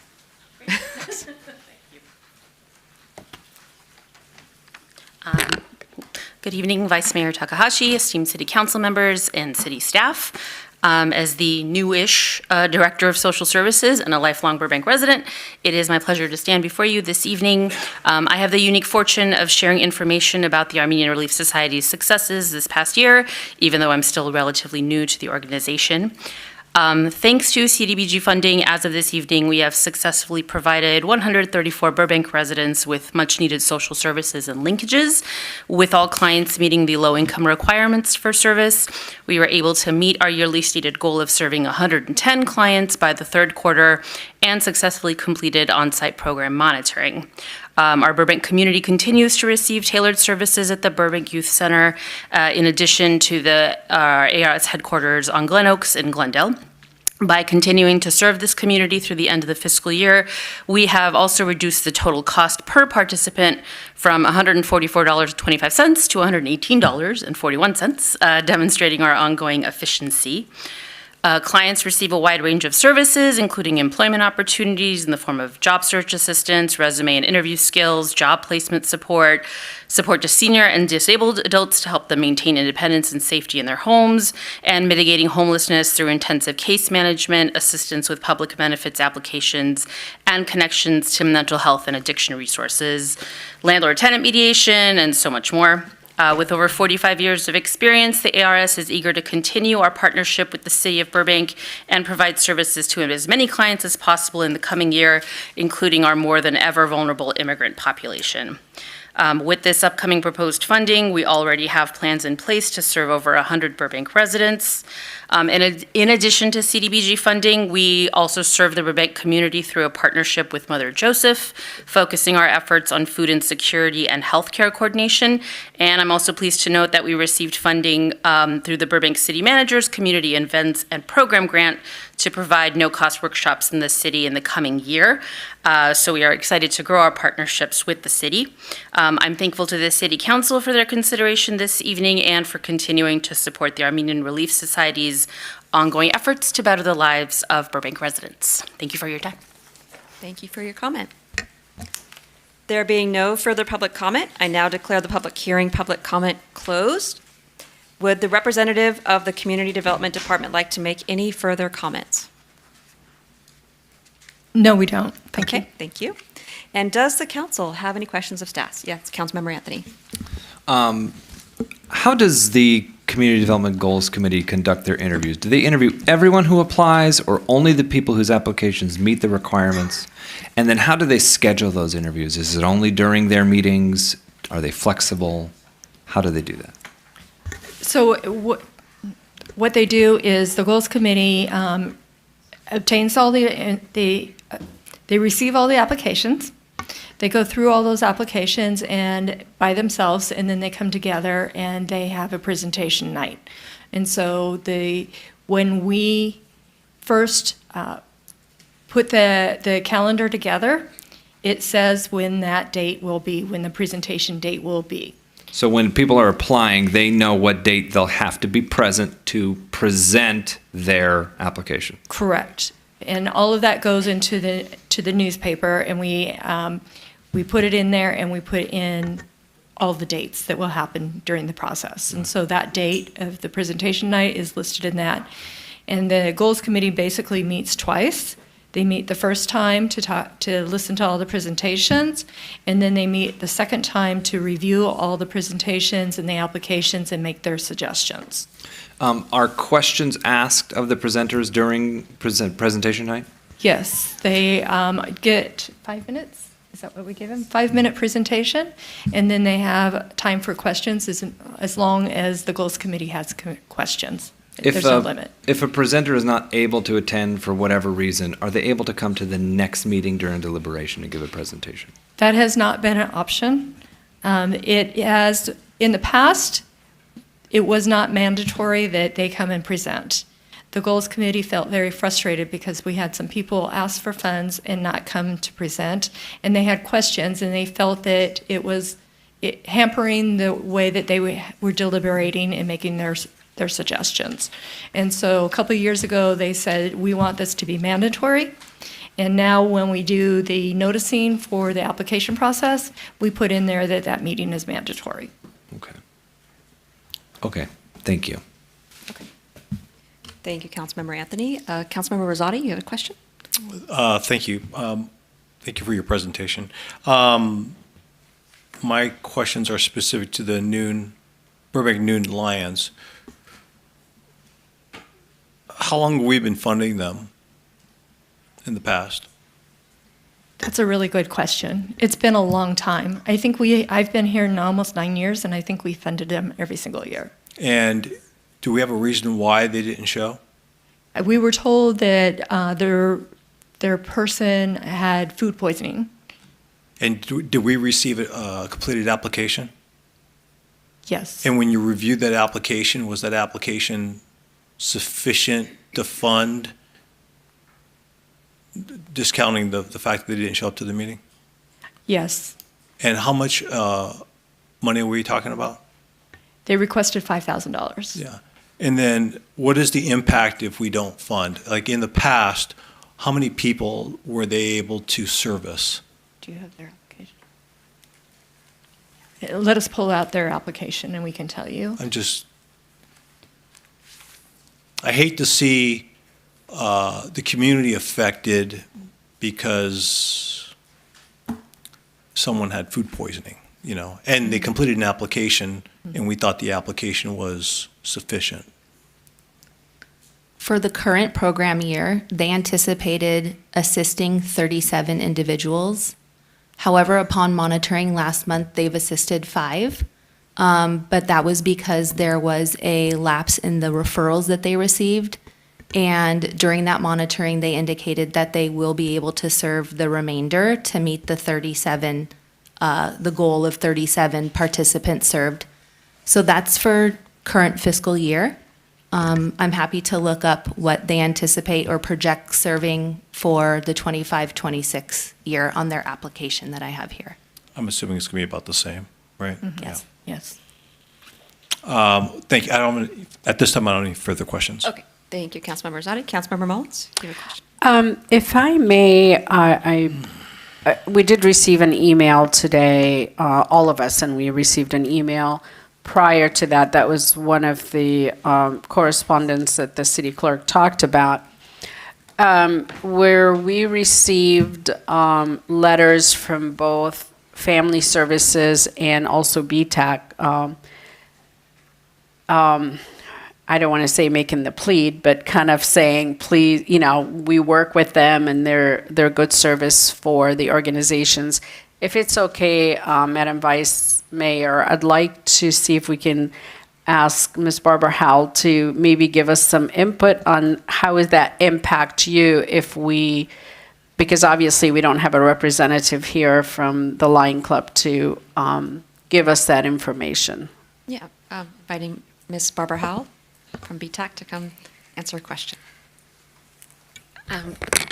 Let me just first say that I've been working in the community and applying for community development block grant funds for 21 years, and I've never known the Lions Club to not be part of that. And I don't want to, nobody wants to have funds taken from them so that something else can happen. But what happens is that this is just one piece of what the Lions Club does. And what they do is working with providers like BTAC, I think Home Again LA, and Family Service Agency, we provide referrals to a specific optometrist in town, and they get a vision exam and then a basic pair of glasses. And we do the vetting for them, maintain the files, things like that. And we had a lapse in referrals because of a staff change, but this is a program that our clients value and that we've been referring to for a very long time, and it's part of, I don't want to say the fabric of but it's an important part of the referrals that we can make to another organization. I do know that one of the issues they've had, so it only reflects that they have 5, because we were part of the monitoring of their organization because we maintain their files, the backup of their files.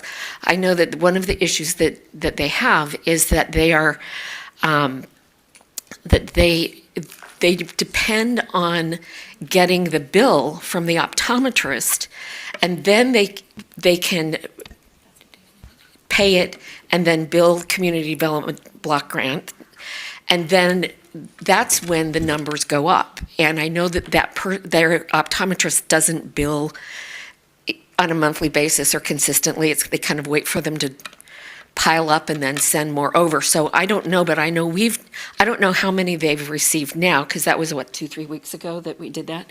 But I do know that we probably provide about 50% of it. But they're also very active in the community, helping low-income children and things like that through some of their other programs, and they have been providing service to the community. And I don't know if I answered your question completely or not. Yes, you did. I do appreciate it. I do have a follow-up question. Okay. Can you provide that services directly by referring your clients to an To the optometrist? Yes. No. You can't. We don't have the relationship with the optometrist, and so the optometrist bills them, and their funding, their allotment of funding pays that bill. So if we were to continue that, you'd need to give us $5,000 more to have that happen. And again, like I said, I don't want to take $5,000 away from us to make it happen, but it is an important program. And so that wouldn't happen. If that money goes away for them, we're not going to, we won't have a way to do it. And obviously you and Family Services, because we heard from both Yes. you and Family Services. And I think there may be some other referring organizations, but those are the two that I'm sure about. Okay, thank you Any- so much. I appreciate your Any answer. other one while I'm up here? No, I'm Okay. good. Thank Okay. you. All right. Yes. Okay, thanks. And obviously the reason for my question is we read the email, and I did request, I did send an email to Ms. Murphy to see if anybody can show up and speak on their behalf, because obviously from the letters I read, it is an important program to provide assistance for BTAC and Family Services, and unfortunately I don't know what's going on, why they're not showing up. Obviously they have individuals on the board were not able to show up to the meeting, and then again not tonight, so it's something we need to talk about whether we want to move forward. And obviously it would be an extension of helping BTAC and helping Family Services, because they do a lot of work in the community. And as staff said, this is the first year in 9 years, or how many years you said? According to Barbara, it's 21. 21? Wow, okay. They must have been really, not available to show up. That's just my question right now, and then we can go into it when you're done. Yeah, I have a thought about that too, and we deliberate as well. Question? And we don't have a rep here today, but maybe staff can answer this. Does they're asking for 5,000. Do they have other revenue streams? Do they raise money other ways? If we don't give them 5,000, will they take 5,000 from their savings account or some other, or will they hold a fundraiser to raise the money? Like, do we know? I asked that question to them during the monitoring visit, and they said CDBG is their only funding source, and the program probably would not exist without CDBG funds. That's the conversation I recall from the monitoring visit. For this year, or they would get, if CDBG never funded, it wouldn't exist at all? The question was asked related to the 25-26 funding. Okay. All right, thank you. Yeah, I think we're all concerned about that particular issue. I do have just kind of some general questions before we move on to specifically talking about that. So for each of these programs, is there at the end of the year a reporting requirement to share with the CDBG committee or with staff to ensure that the funding has been used? But I'm thinking of like the year-to-year programs, and if there's any extra funding that's not used, what happens with that? Yes, so staff reports out to the goals committee on the progress and the results and accomplishments of all of our nonprofits. And I'm sorry, what was the second question? If public service money, which is what we're discussing here, is not spent, it rolls into capital for future years. It cannot be spent on public services in future years or on admin. It has to be spent in the capital funding bucket. Great, thank you. So follow-up question. I'm looking at attachment 4 with all of the last year's and this year's actuals and recommendations. And last year, of all the funding that we provided for all of these organizations, did they use all of their funding that you're aware of? Or are there any of them that have rolled over? And was that taken into consideration when the CDBG committee made recommendations for the funding for this year?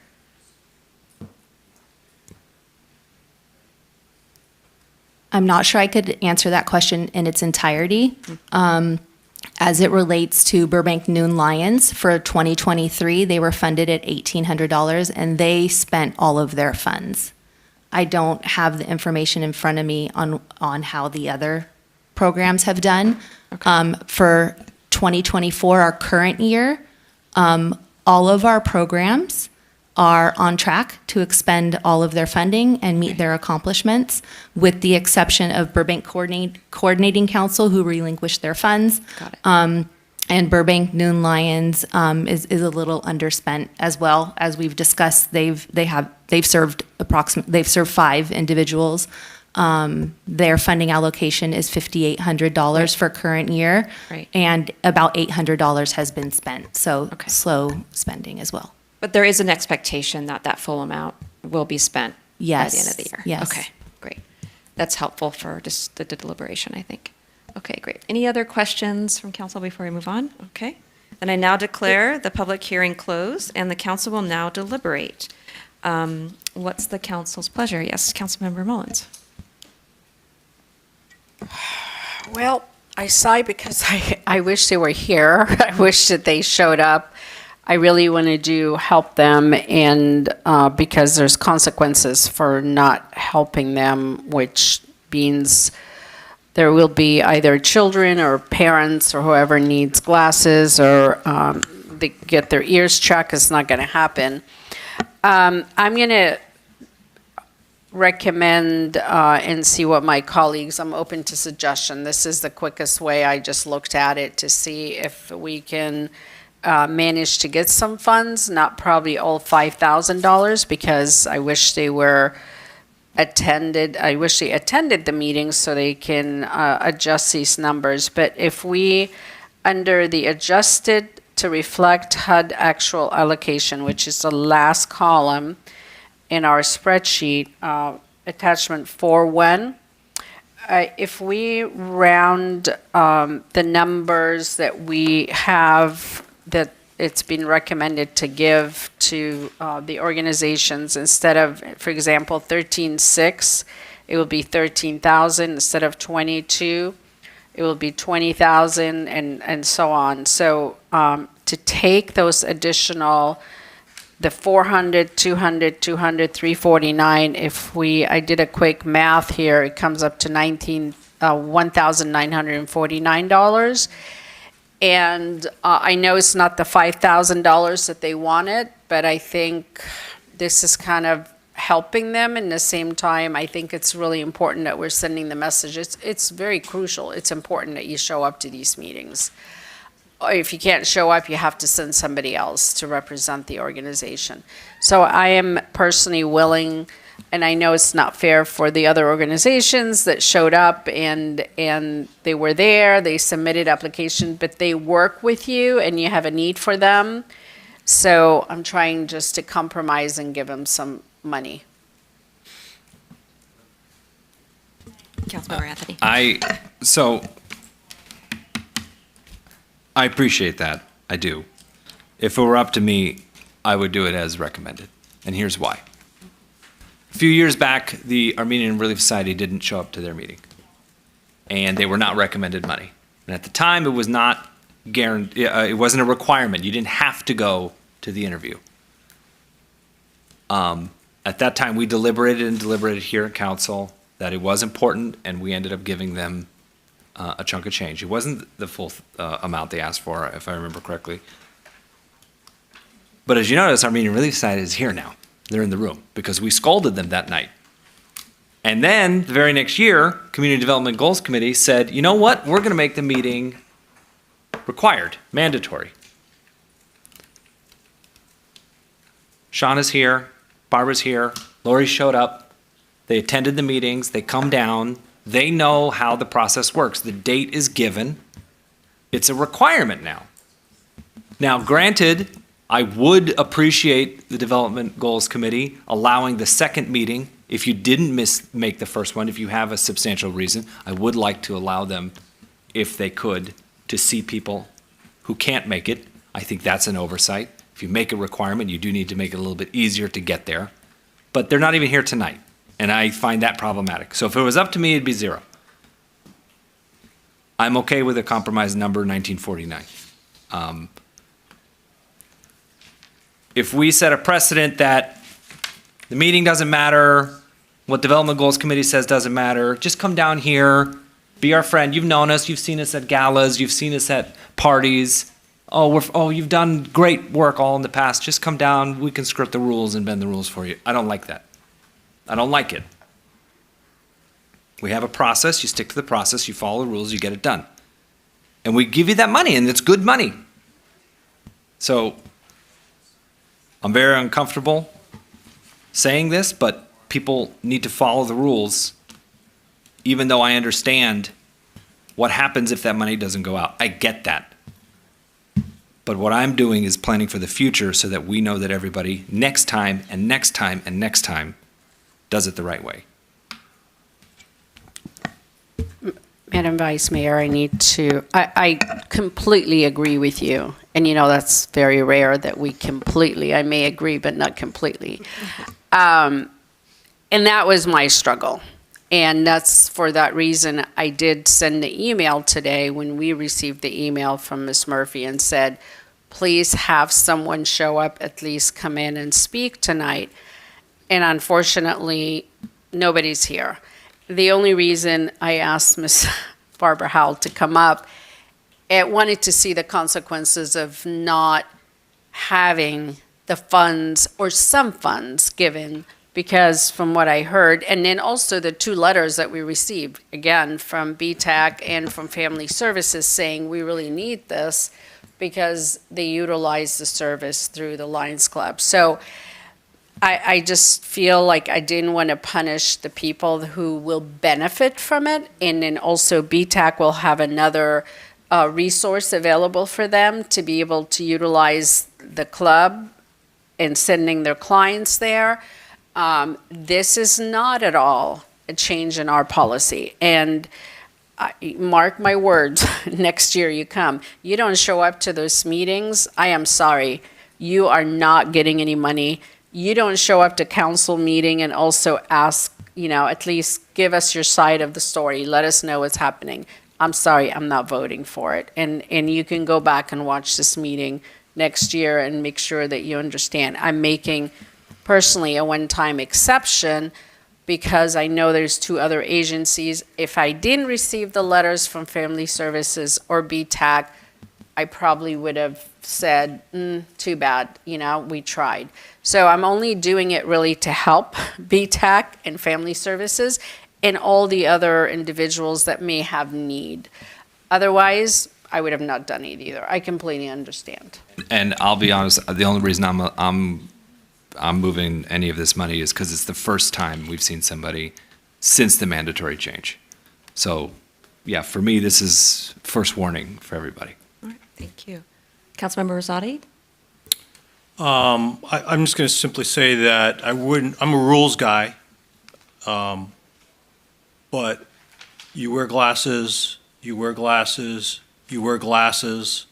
it's important that you have your glasses. I look at the kids that are in receipt of the benefit.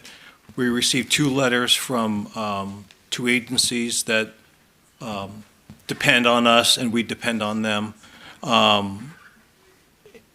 Our staff has indicated that for 21 years they've been in very good rapport with us. Again,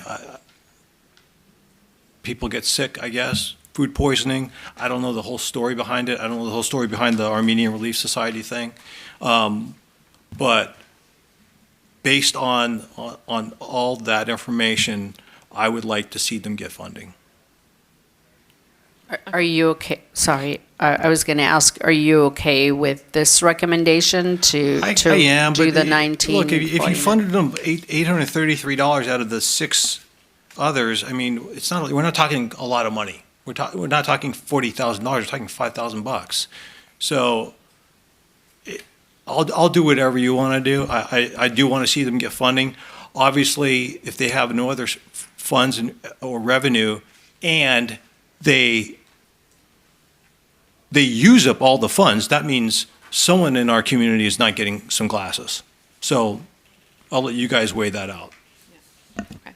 or the vice mayor hasn't had a chance to wait, so I'd like to hear what she has to say. Thank you. Yeah, all, very good points all. I think we're all struggling with this, like kind of this conflict, this between wanting to follow the rules and also wanting to help the kids who benefit from this. This is the first year that it was required, and it's an organization that's done this for 20 plus years. So I think that's important to recognize. It's something the community expects to have available, that our partner organizations hope and expect to have available to serve their folks. And this is a CDBG committee rule. It's not a CDBG overall federal rule. This is something that the CDBG committee made in order for them to better be able to figure out how to discern where to put the funding. And I think that, to your point, Councilmember Rosati, that not being able to see or hear is a huge disability. If I took off my glasses, I literally cannot recognize the city clerk over there, and I barely could read my computer. I know, I really need it. I think that, for these 37 individuals every year, this is a life-changing thing for them. So I would hate to punish the whole team for a misstep of one person on the team. At the same time, as to all your points, is that this was a requirement. And, while our nonprofits are volunteers, most of them, and, out of the goodness of their heart putting this together, we do expect a level of professionalism and high quality of service. So I think that it makes sense this time around to give an exception so that those folks who are expecting the service will not miss out. But I also agree that having maybe not the full funding, but a reduced funding might be a good option too, so that we are not reducing the other organizations' funding that they expect. The Councilmember Mullins, your approach seems reasonable to me. I also have another thought that might be a little bit more fair in the sense that it's every organization gets the same kind of effect, is to have a percentage just down the whole row. And if we do, if we do 1.2% all the way down, it's roughly 2K. If we do 2.5%, it's roughly 4K, and 3% is roughly 5K. So if we do a percentage down, we can just kind of make it into that evenly. But the other way that you're describing is fine as well, just to make them an even number. Either way. So the reason behind the approach I took is I really looked at what the goals committee recommended is, for example, 20,000. They gave them 20,200. Mm-hmm. Right? So take that 200 away because they already recommended the $20,000. I don't want to penalize, and that's another good approach we can take. I don't want to penalize the other organizations that have actually shown up. They're sitting here tonight. They came and spoke earlier. Taken more from them than what the committee has already recommended. So reducing the percentage. Right. So if it's 1.5%, out of the 20,200. That's $244. Yeah. So that's why I kind of took that 200 out. I took whatever extra money out that the goals committee recommended, and then we gave them a little extra. Took that out. Came up with the 1949, kind of a quick math, but that was my thoughts behind it. The only reason why I say that is because there's one organization that has a small number. So for everyone on the list, that's probably fine. But if you look at the bottom one, the fine arts, the 349 lop-off is a big chunk for them. I totally agree. I get what No, you're but I totally agree. And I was debating actually whether we should even take the 349 from them. And I'm okay with leaving that and just giving them the less than the 349. 1,600? 1,600 even. Right. Yeah. Then that would probably serve, we're looking at maybe like 15, 20, probably a little bit less folks to get glasses and hearing aids. Yeah, like a third, yeah. It's about a third of what they've requested. I think that sends a message, but I think it also allows them to do the work. It still helps individuals throughout the community. It's really unfortunate, but again, it's the dilemma of you have a set of rules or policies that we need to follow, and to be fair, they showed up. They're still sitting here 9:30 in the evening, and we don't want to penalize. That's why I looked at this, and I know they need it, but I pleaded that somebody can come in and explain, and maybe our vote would have been different. Yeah. So I know Councilmember Anthony was not in favor of doing this, but I appreciate you going along with it, because we still need to serve some of those individuals that might have that need. Yeah. So it sounds like everyone's in favor. Councilmember Rosati, are you also in favor of Councilmember Mullins' proposal? Yeah, I do want to give them something, and then maybe we can have a talk with them about the future. Do you sense anything, any alarms gone off about their organization? No, none at all. Yeah. They have a good reputation. So this is like really strange. Yes. Yeah. Yeah, I generally would prefer to give them just slightly more, but I don't want to argue over, pickles, and so. Could I just ask, Councilmember Mullins, could you just go through exactly line by line the change you want to make? Yes. Staff, can you follow along with this? Do you have that, council member, or do you want me to go through? I do have it. Okay. Just needing to put these glasses on. So Armenian Relief Society will be 13,000. Boys and Girls Club will be 20,000. And going down to Burbank Temporary Aid, 45,000. Family Service, 30,000. Home Again LA will be 48,000. And we're leaving fine arts as it is for $3,349.70. So that will be a total of $1,600 that they will be receiving. And that's really close to what the Goals Committee recommended in the beginning anyway? Yeah. Without the additional. I mean, they're still getting, yeah. Right, because if you look at the second column in the Goals Committee recommendations before it was adjusted, that's almost exactly what you just said, so it's pretty close. All right, is that a motion officially, or? Yes. Okay. Second. All right, so a motion and a second has been made. Real quick. Yes. Mr. City Attorney, this is a public hearing. Do you need the full Yeah. 3 resolutions done? Oh, right, yes. Would you prefer? Yes. It's a single resolution. Oh. So it would be a motion, it would be a motion to adopt a resolution of the City Council of the City of Burbank authorizing and approving the submission of the fiscal year 2025-2026 annual action plan under the 5-year consolidated plan for the fiscal years 2025 to 2029 to the U.S. Department of Housing and Urban Development, HUD. Number 2, the filing of applications, certifications, federal funds for fiscal year 25 to 29 for the Community Development Block Grant, CDBG, and Home Investment Partnership Home Programs. And number 3, the city manager or designated official to execute CDBG agreements and amendments with subrecipients, with the amendment to round down column H, adjusted allocations, as stated in Councilmember Mullins' motion. All right, thank you for that summary. Yes, the second. Oh, did you second it? Okay. Councilmember Rosati seconded it. Motion and second. Any last discussion before we get roll call? Okay, so Madam City Clerk, we get a roll call, please. Councilmember Anthony? Yes. Councilmember Mullins? Yes. Councilmember Rosati? Yes. And Vice Mayor Takahashi? Yes. Thank you. Just want to quickly thank all of you who waited this long for us. Yes, Thank you very much. Thank you for all you do in the community for us. And sorry about taking a little bit of your money away. we can talk later about it. And our mayor has returned, so we shall transfer control to our mayor once again. Thank you, Vice Mayor Takahashi. Great job. All right. We have 2 reports to council this evening. After staff's presentation, the city council will proceed with in-person public comment only.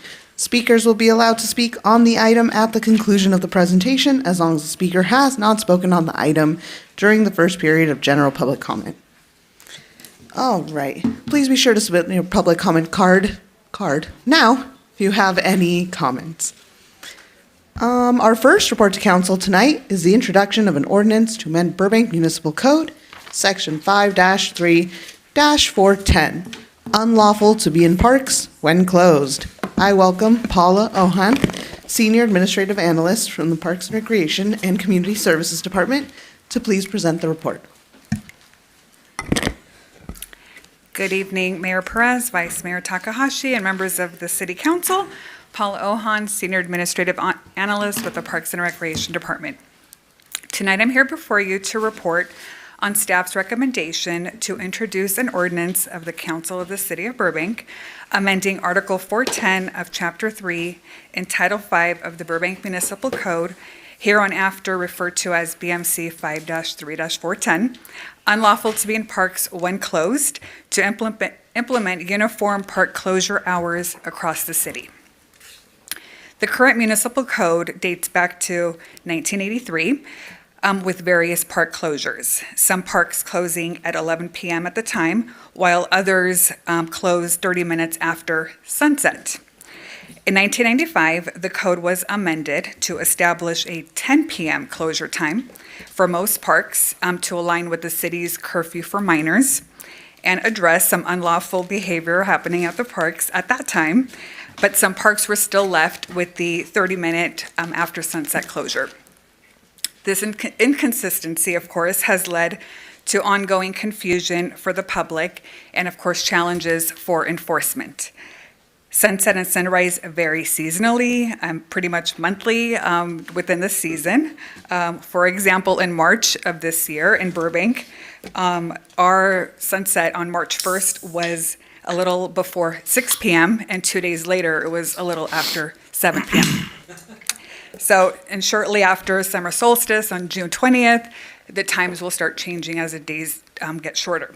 So this is difficult to interpret in real time for our police department and our contracted park patrol services to enforce this when needed. So to address this, staff is proposing uniform park closures for all city parks from 10 p.m. to 6 a.m. daily. This approach is consistent with other sister cities, and it reflects actual programming patterns that we have in Burbank, where most of our evening activities end at 10 p.m. Staff believes this change will improve public safety and clarity, allow for consistent enforcement, enhance our visitor experience and park usage, and streamline operations for Allied Universal, which is our contract patrol service at this time, and park staff. Also to note that the Parks and Recreation Community Services Board on February 13 did review this proposal and unanimously accepted it. And there's no fiscal impact to this amendment, and it qualifies as not being a project under CEQA. The department, should it be approved, has a citywide outreach plan in place to when this ordinance is adopted.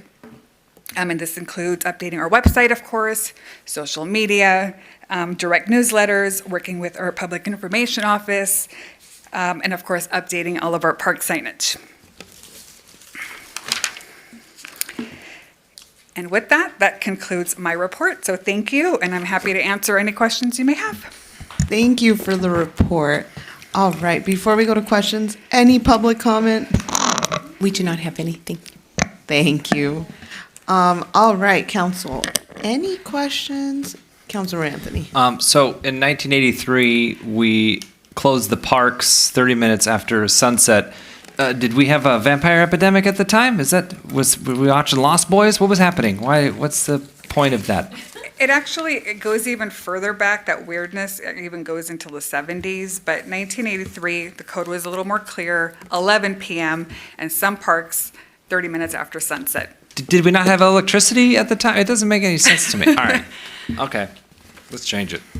All right, back to 2025. Right. Yeah, I would say it's about time that we have consistency and the public understands what time that mean, because when I first read the report, I was like, what does that mean? Every day there's a different time when the sunset goes down, when the sun goes down.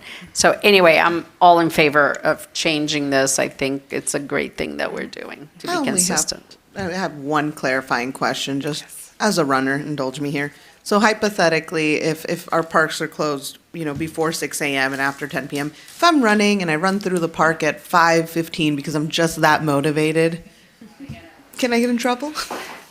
I mean, that technically it's Yes. unlawful to be in the parks Yes, when because closed. we'll apply the rules even-handedly, and you'll be in violation of the park rules. Okay. You out running recently in your condition? Is that Oh, what you're when doing? I'm using the general Wait, Mayor. I am not running at 5 a.m. If a member of the public is running at 5 a.m. If needed. If enforcement is needed, I think that's what it's Okay. there for. The time is clear to the public, to enforcement. It's technically unlawful to be in the parks when closed during that time. I would leave that to the enforcement groups to decide if that's what they would want to pursue. Got it. Okay. So it all depends on the activity and yeah. Yes. Generally, I'd hope if I'm running around playing frisbee and screaming at 5 a.m., somebody would stop it. Joe will be there though when I'm specifically running at 5 a.m. Which is never. Anyways, thank you for that. Anybody have anything else to add? Want to make a motion? I'll take a motion. I'll make one happily. Introduce an ordinance of the City Council of City of Burbank amending Article 410 unlawful to be parks when closed in Chapter 4 Morals and Conduct Title 5 Police and Public Safety of the Burbank Municipal Code. I'm sorry, that's Chapter 3 Title 5 Police and Public Safety. Was that a second? Yes. That's a second. Thank you. All right, I have a motion and a second. Let's take a vote.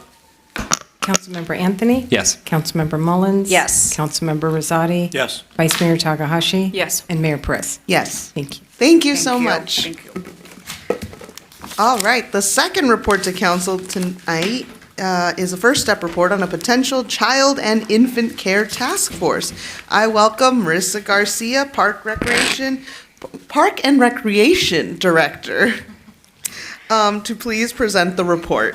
Good evening, Mayor Perez, Vice Mayor Takahashi, and council members. Marissa Garcia from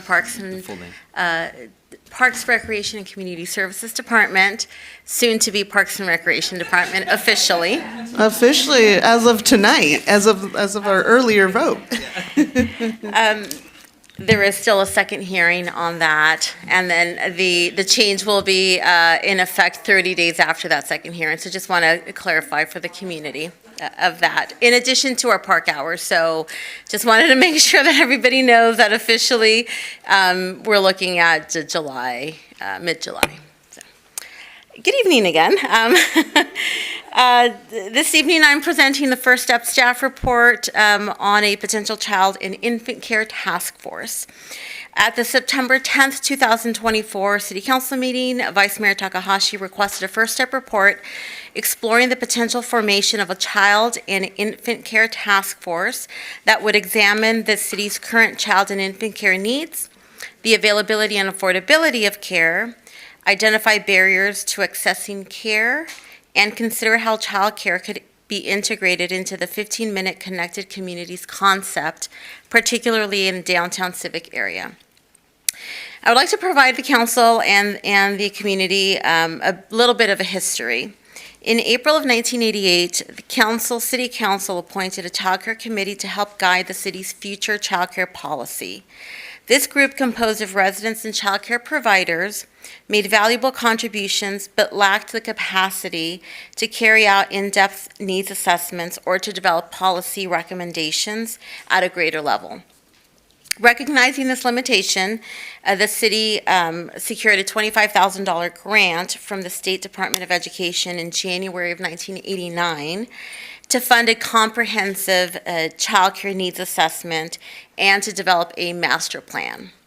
This effort culminated in the adoption of the City Child Care Master Plan in 1991, at which point the council formally established the Child Care Committee as an advisory body that would make recommendations aimed at improving child care in the city. Over the next decade, the committee supported staff in implementing strategies outlined in this master plan. They included identifying space available for new childcare facilities, encouraging employers in the city to provide childcare services for their employees, and helps to educate the public on the importance of quality childcare. By the early 2000s, the Child Care Committee had shifted their focus towards building partnerships and facilitating collaboration among providers. As our focus evolved, the structure of the committee no longer aligned with the formal advisory role. And in 2013, the committee expressed interest in continuing as a resource-sharing network rather than a formal body to the City Council as an advisory group. They voted to remove the Brown Act requirements, effectively stepping back from their council-appointed status. The following year, in 2014, staff formally recommended that council approve a revised committee structure that would be under the city manager's oversight. The goal was to reinvigorate this group and expand its roles as a resource-sharing network, fostering more fluid discussions among its members. At that time, the council did not support the new proposed structure. Therefore, in June of 2014, the council disbanded the Child Care Committee, concluding that its original goals had been fulfilled. So fast forward to now and to today, the topic of child care, especially infant care, remains a very timely and important topic of conversation in the community. And in 2023, the Burbank YMCA partnered with the Child Care Resource Center, or CCRC as it's often known, to conduct a new child care needs assessment.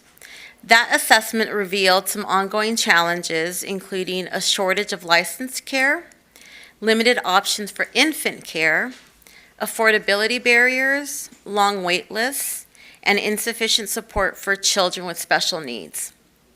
Despite these barriers, the report identified potential opportunities to expand services through targeted investment and public-private collaboration.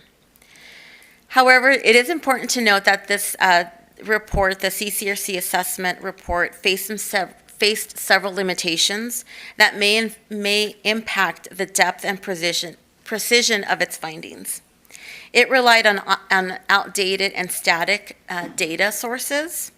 It lacked real-time vacancy information and had limited insight into unlicensed and informal care, which is widely used in Burbank, but it's very difficult to track. Survey challenges included potential sampling bias and unverifiable self-reported income data.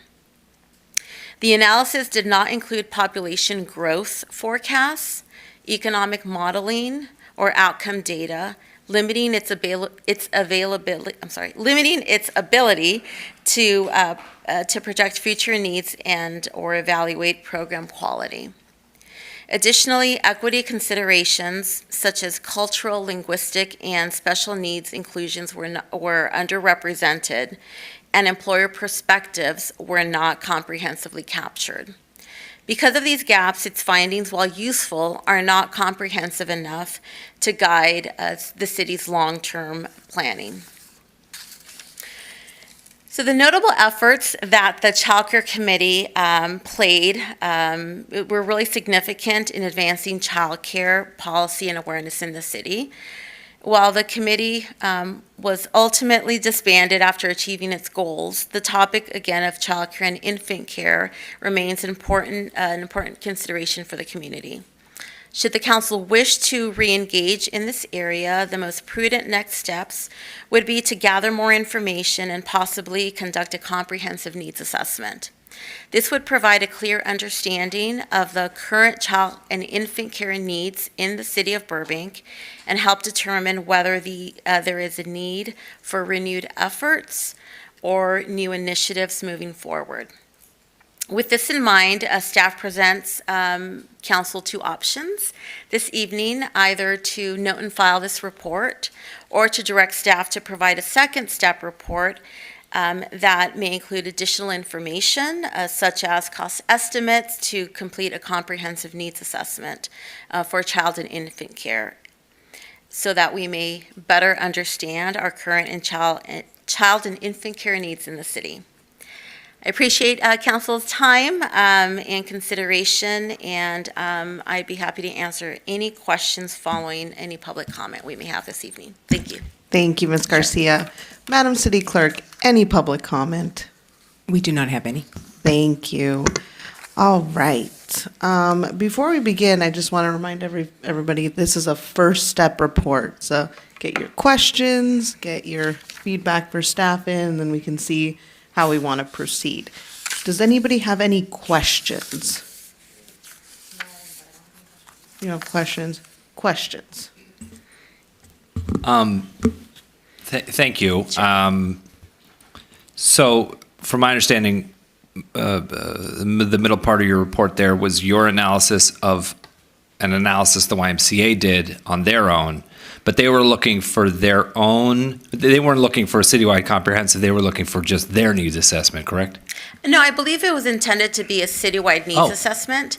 And I will caveat, the limitations that I outlined are in the needs assessment. They identify. They identified their own limitations. Correct. I see. Correct. Walk me through what they did. Did they go out to bid? Did they just find a contractor they'd work for? Did they have their own staff do it? Do you know what their process was or no? I don't know their process. I do know that they received some funding, and they had CCRC do the assessment. So the right, you YMCA said did that. not do it. They hired a third party to do the assessment. I do not know if they didn't have enough funding to do a more in-depth assessment. I don't have that information. Do we know if available. CCRC do they do independent research like this, or they typically only provide services and then they were asked to do this assessment? I'm not. Okay. I'm All not right. So aware. there's a lot I'm we not don't sure. know. I That's can fine. That's answer fine. that. Oh. I've actually worked with them a few times. So they have a branch that will look at this stuff and they'll do assessments sometimes. And I don't know if you recall, like we were all on council, except for Councilman Rosati. But they actually reached out to council and said, we'd like to meet with you and ask you some questions about this. So that was part of that analysis.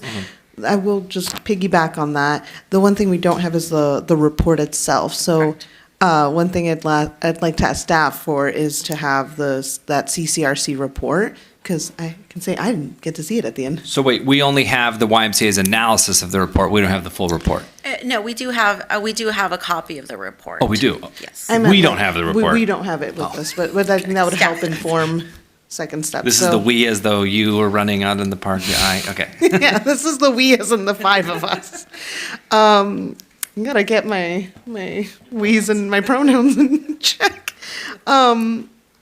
But right, so I'd like to ask for council to be able to see that report, to review it, if we could get that sent to us. And the other piece is the 1991, what was it, the? Child Care Master Plan. Thank you. Yes, that if we could also get a copy of that, just to review, just piggybacking off your question about the history and wanting to know that. Any other questions? Follow-up as well to Councilmember Anthony's question, because I was on the YMCA board at the time when they did the assessment, and the funds were somewhat limited, so the assessment could only be so big. And the purpose was specifically for the YMCA to decide whether or not they were going to offer infant care or expand their infant care. So they did do a needs assessment, but it was a very narrow purpose. And so even it was limited, but it was enough for them to be able to do the assessment they needed. And you may not have the answer, but was it basically to see if they could be a child care provider servicing Burbank? Yeah, I think I wasn't deeply in that particular analysis, but cursorily, I remember talking about how the board was trying to decide whether or not to expand the early child care services, if there was enough demand and where the demand was coming from, just to know whether it was a good business model to adopt. Any other questions? Seeing none. Thank you, Ms. Garcia. We will move on to deliberation and talking about this. So what are the things, who would like to go first? I know there's comments for sure. Oh, yeah, of course. I said you would go first, and then I forgot about that 2 minutes later. No worries. So yeah, this is a topic that's been important to me for a long time. Childcare is an issue that's come up in the community over and over since I've raised my kids here, but especially after COVID, we've been hearing a lot of it. Messages that there's not enough childcare, it's too expensive, the waiting lists are years long, sometimes especially for the infant and toddler childcare. I lived here actually when the O'Connor Child Care Center was built. The library used to be on that spot, and then it moved over to an awesome spot across the street, and then the child care center was built there. And that was such a boon for the community at the time. It was really important. So glad we built it as a city. And then, things have changed as they do, and now more families need childcare than in the previous study. So in 1991, when we did the study, that was 1991, and now we have more families than that time that need childcare. I believe there's a long waiting list for that childcare center, or it's not easy to get into, or it's a long list. Yeah. Also, these days, what I'm seeing is that there's more and more dual income households. There's fewer people staying home to watch their kids, and for lots of different reasons.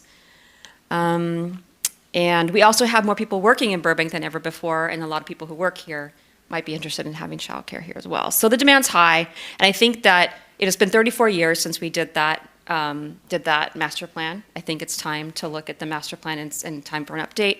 And how to go about that. I mean, that's going to be part of our decision tonight. But I do think it's time to do something to update our childcare, how we approach childcare in the city, and that's why I brought this to the council. Well, thank you for bringing that up, Vice Mayor, and I think it's a very important topic on a professional and on a very personal note. It's definitely a conversation that our community has also been asking us to have, especially the families in our community. Councilor Mullins. Here we go. Thank you. So I too, for very personal reason as well, given that I have 6 grandchildren, and this grandma here does provide services for free. You are the child care. I am the child care Are you available center. on Tuesday and Thursdays? Yes. Make sure we include her on the needs assessment that we do. Yes, it's last minute call. Are you available? I'm dropping off, 4 children at one time. It is an issue. And we do live it really every day for all the children that I have personally, but also along with it, knowing my children, their friends. I talk to a lot of community members. A lot of moms have gone back to work. It is hard. It's not easy finding convenient childcare that's affordable as well. And so, yes, I'm very much interested to dive a little bit more into knowing what we have. I do want to take a different approach because I know staff is seeking direction. The approach I want to take, there's so many different childcare out there that we might not even be aware of, like the different centers, the different, if the Y is doing it or not, if the school district's still contracting with the Y. There's Peter McGrath's childcare as well. Is that available? How much it is? So in my opinion, before we dive into, activating a team of people who are going to sit down and look into it, I'd like first to see that our staff goes out, bring back some information to us of a list, because I was hoping, I know it's a first step report and it's a lot of work and you need directions, but I want to see what's out there. How many child care services are available? Do we include organization like the Boys and Girls Club in this scenario? And what ages do they take? Maybe the Y has certain ages. I want to know. So before we activate, in my opinion, a task force or do an assessment where we're going to spend money, let's do some homework.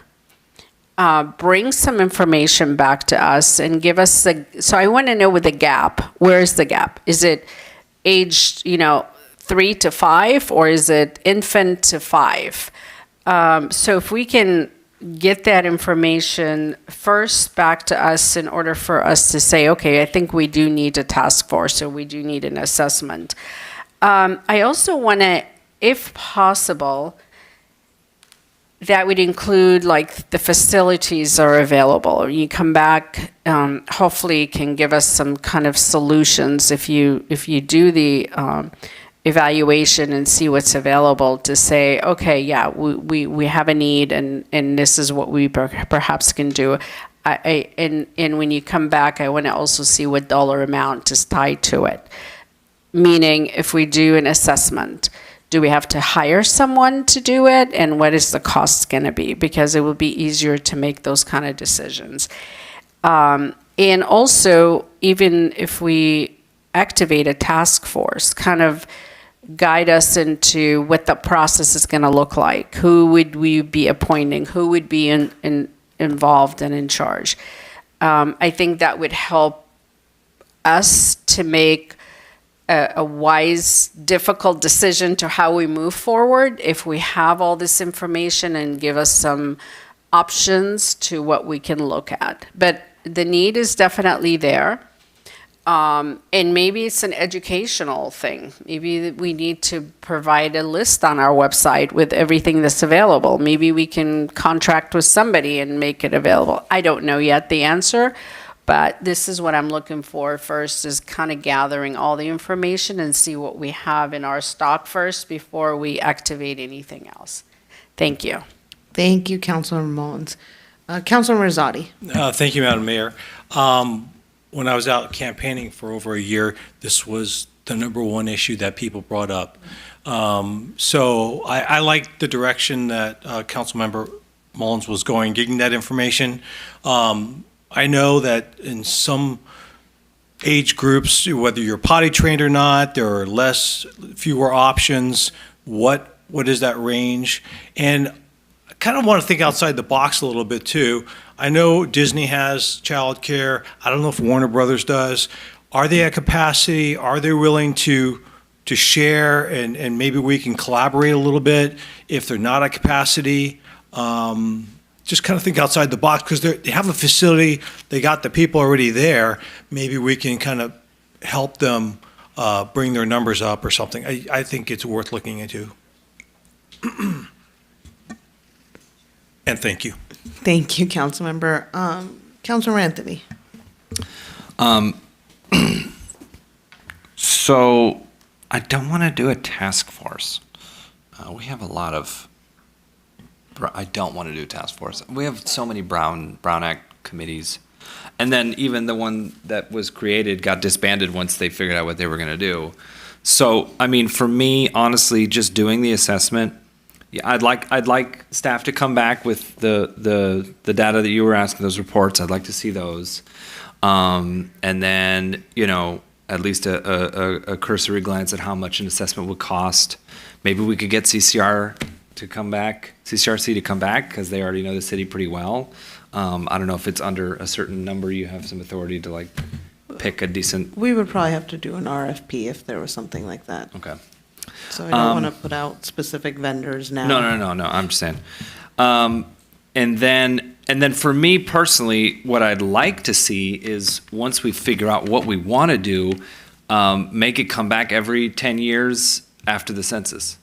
So every year after the census, we come back and we do it again. And my guess is if we do it regularly, we can use the previous needs assessment and basically work off of our old data so that we're not going back and just starting from scratch again. And that way we have, every decade we have growth and we can monitor that.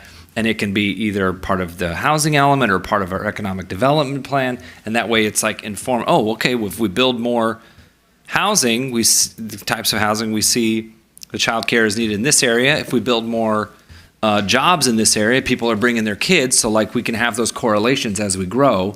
So I'd like to see it be a recurring assessment that comes back. And I'm just, I don't know, shoulda, coulda, woulda, wish we hadn't patted ourselves on the back and went, yay, we figured it out, 10 or 15 years ago. We're never going to have any more kids in Burbank. I don't understand the reasoning why we kind of just forgot about it. But yeah, that's what I'd like to see for a second step. Vice Mayor Takahashi. These are all so great. I'm so excited you all like this idea and are excited too. All right, so I would love to see if any other cities have done something recently similar. I know for a fact that cities across the entire state and across the country are all talking about this because I sit on 2 committees, both statewide and nationwide, that this is part of our purview and the topic comes up a lot. So I would love to see if we have any neighboring cities who have done this recently, who have either done a recent child care master plan or have programs. And then also, how did they get to where they are? How did they get to those master plans? How did they get to those programs and innovative approaches so that we're not reinventing the wheel? We're hopefully doing something that's similar to what It's all those millennials having kids. Oh, That's the problem. I know, got to stop that. I'm also curious, I think this is kind of similar to what others have said, but maybe in with different framing, is what kind of information can we get without a needs assessment? What can we get to, what can we access without hiring somebody? I'd be really interested in finding out that information.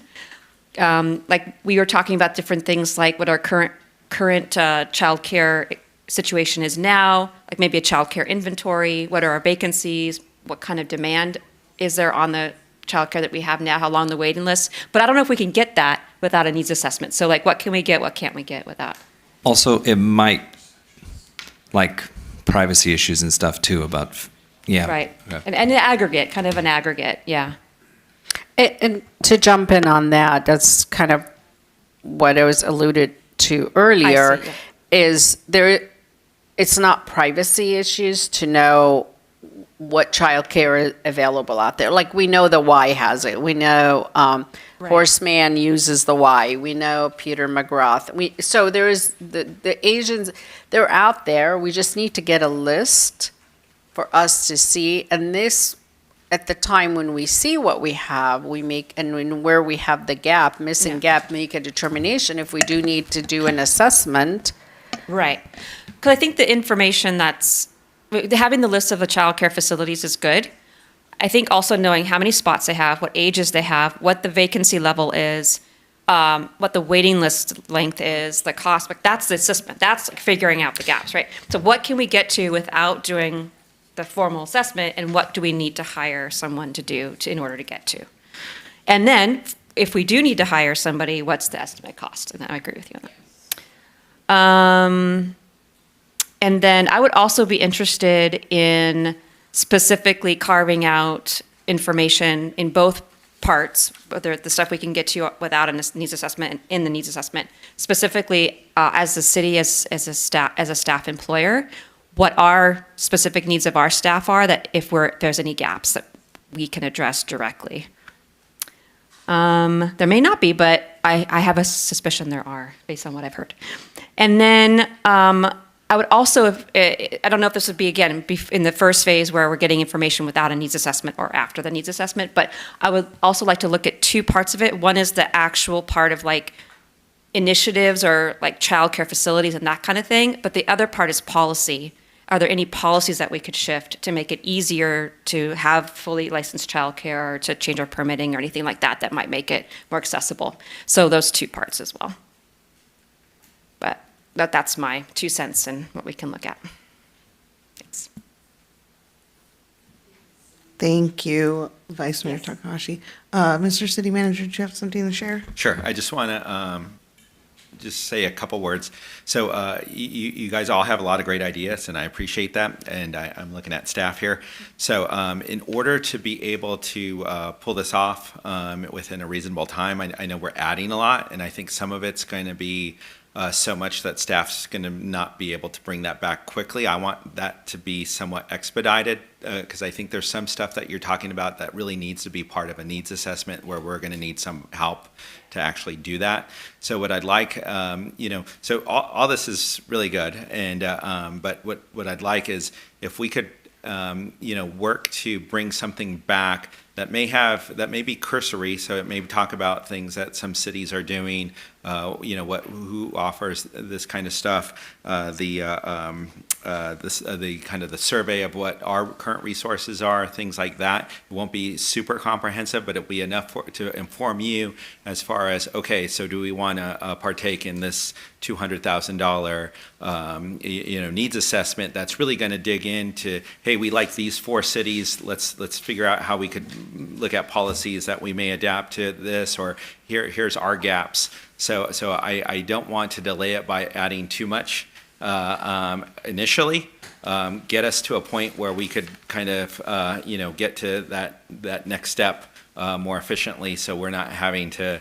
I don't want to bring this back to you in a year. I'd like to bring it back sooner and get started with, if we're going to proceed with a needs assessment or whatever, I'd rather do that sooner than later, without having to bring so much information back.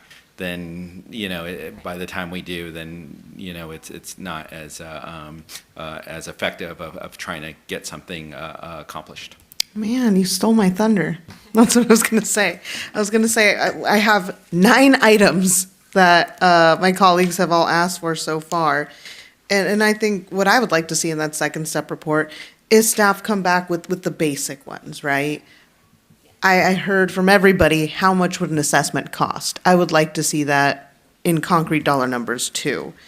I think there's simple things we can get, like the old reports. I'd love to see that. And the one thing I will ask staff to do before we go into any kind of a consultant is, I'd love to see the 1991 master plan, and I'd love to see comments from staff saying, like, we've achieved these, because I know a lot of the plan was creating things like the Peter McGrath Center, or getting things off the ground. So I'd like to see what we've achieved, and if staff can identify, like, hey, we actually never got to this in the master plan. That'd be really great for us to know, because there may be things that we never accomplished. Let's see. And then to Councilman Rosati's point, and this may be, and I'm perfectly fine if staff says, hey, we need there's too many childcare centers, we need a consultant.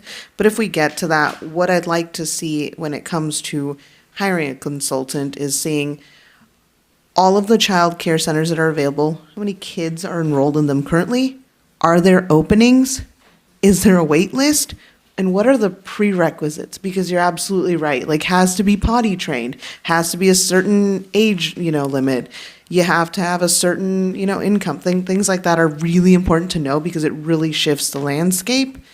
And I one of the other things I'd also like to ask from staff, and I think this may sound even anecdotal for some folks, but I think we've heard from the community, and you've all heard in questions that happen. There are some things that we know, like the big gap between infant to school childcare. There's a much bigger need for infant childcare out there. The 0 to 3 age is very hard before preschool, before all of that, and we hear that from our community members a lot. So I'd love to see any comments that staff has, again, preliminarily, and understanding that this is just initially an assessment. Yeah, it'd be great to see that, and what our neighboring cities are doing. I was going to bring that one up too, because this is an issue that, much like we tell folks, when they say, you all need to build this type of housing, and we have to remind folks that we are not developers necessarily, and we don't build housing. We are not childcare providers. We're not a business that does that service. We can certainly find ways to incentivize folks to come in. We can certainly find ways to maybe look at cost reduction, but I want to make sure that we're bringing back issues that are resolvable at a city level. And if we have partners in our neighboring cities that have found some good results, it'd be great to hear what they're doing. And if they have found things that didn't work, that'd be great to know too. Is that enough direction for you all for a second step? Yes, and if I may, just quickly summarize, I really I value all of this feedback and direction. I appreciate the city manager sharing. I think some of the information that's being requested would probably be done as part of a needs assessment because of just access to certain information. But what I have down here that we will bring back rather quickly as a second step report is general information on our existing childcare providers in the city. There are many, but we can certainly list some of the larger ones and get some basic information in terms of age ranges, cost, and any information on wait lists and gaps that they might be able to share. A cost for a needs assessment. Certainly, I don't think there's a problem with us inquiring with some private childcare provider or childcare employers who have childcares, if there's a willingness to open that up to the public, if they have vacancies, finding out what other cities are doing in terms of childcare and infant care, as well as providing the 1991 master plan with like what was accomplished from that report, and also previously was requested to share the CCRC report. I have some other notes here, but I think staff has enough direction to bring back more of a comprehensive report as a second step to then get, I think, further direction as to how the city wants to approach this. Thank you very much. Thank you, Ms. Garcia. The only other thing I would include that I think we may be able to do in-house, and please correct me if I'm wrong in the second step, but getting what the vice mayor asked for about our city staff, the needs of our city staff. Yes, I think I would work with our management services director, perhaps doing a survey, which may have already been done, but I will follow up with her and we can do that. Thank you. All right. Madam Vice Mayor, this is your item. Would you like to make a motion to direct staff to provide that second step report? Yes, I'd like to make a motion to direct staff as discussed for a second step report on childcare in Burbank. Second. All right, motion by Takahashi, second by Perez. Councilmember Anthony? Yes. Councilmember Mullins? Yes. Councilmember Rosati? Yes. Vice Mayor Takahashi? Yes. Mayor Perez? Yes. Thank you. Thank you. All right, yeah, very exciting. Thank you for bringing this forward. It's really important and definitely something we do here every single day. Now I can move it on my Kanban board from the left column to the middle column. All righty. Now we will hear council comments, including reporting on council committee assignments, attendance at conferences, regional meetings, and community events. And as always, there is a prize for who goes the fastest. The prize is just my complete admiration. Councilmember Rosati. Thank you, Madam Mayor. On Sunday, the 8th, I attended the Road Kings Car Show, and that was a lot of fun. And that night, I went to the Wedding Singer at the Colony that was sold out. And that was, if you haven't seen it, there's still some dates available. That was fantastic. And then this morning, I received a call and a text regarding a homeless person sleeping in an alley. And I just want to say how fabulous our Street Plus team was. They were out there within an hour. That person received services, and Casey Lee was the point on that. So I just wanted to say, great job. I mean, it makes me proud when I can tell a resident, when the resident calls me and says, they already came out. So within an hour, fantastic. All right, thank you, Councilmember Rosati. Who wants to go next? Councilmember Mullins. Thank you. Wednesday, I attended the Domestic Violence Task Force with Councilmember Anthony. And on the 5th, I attended SCAG Community Economic and Human Development Committee meeting. And on Friday, I attended a special mass at St. Joseph Hospital for Pride Month, recognizing the Pride Month. So it was a very nice, well put together.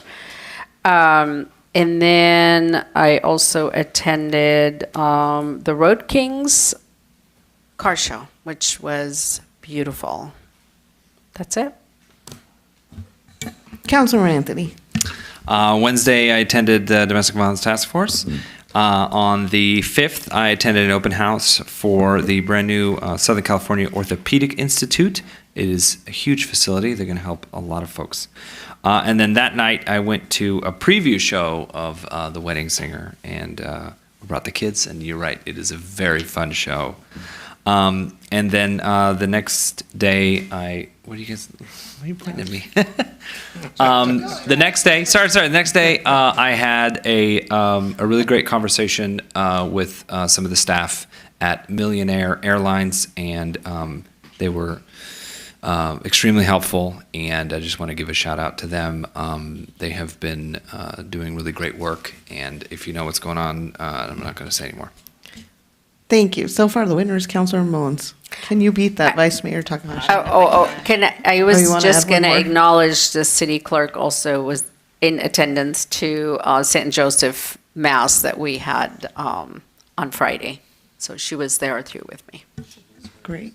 Oh, she just lost Well, her. depends how fast the vice mayor goes. Thursday, I attended SCAG Energy and Environment Committee virtually. Sunday, I attended the Road Kings. I was there first, so I got to be on stage. So I found out later that you guys went too, so we peppered through the day.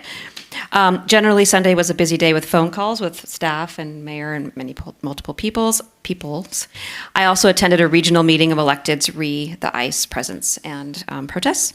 And then yesterday, I attended the grand opening ribbon cutting for Co-Creator X, which is a new social media marketing company in Burbank, and I also met with the Association of Realtors. Man, I feel like you two are tied. Oh, okay. I guess my turn. On Saturday, June 7th, I attended Cinegear Expo at Universal Studios Backlot. It's a great opportunity to see what camera equipment, what our partners are working with in the studios, and meet businesses who are in Burbank selling that equipment. I know Courtney and Justin also had the opportunity to do so, so thank you all for going. It was a great event. And then on Tuesday, June 10th, that's today, I met with residents discussing the Set Design Guild and their role in the film tax credit and what they would like to see.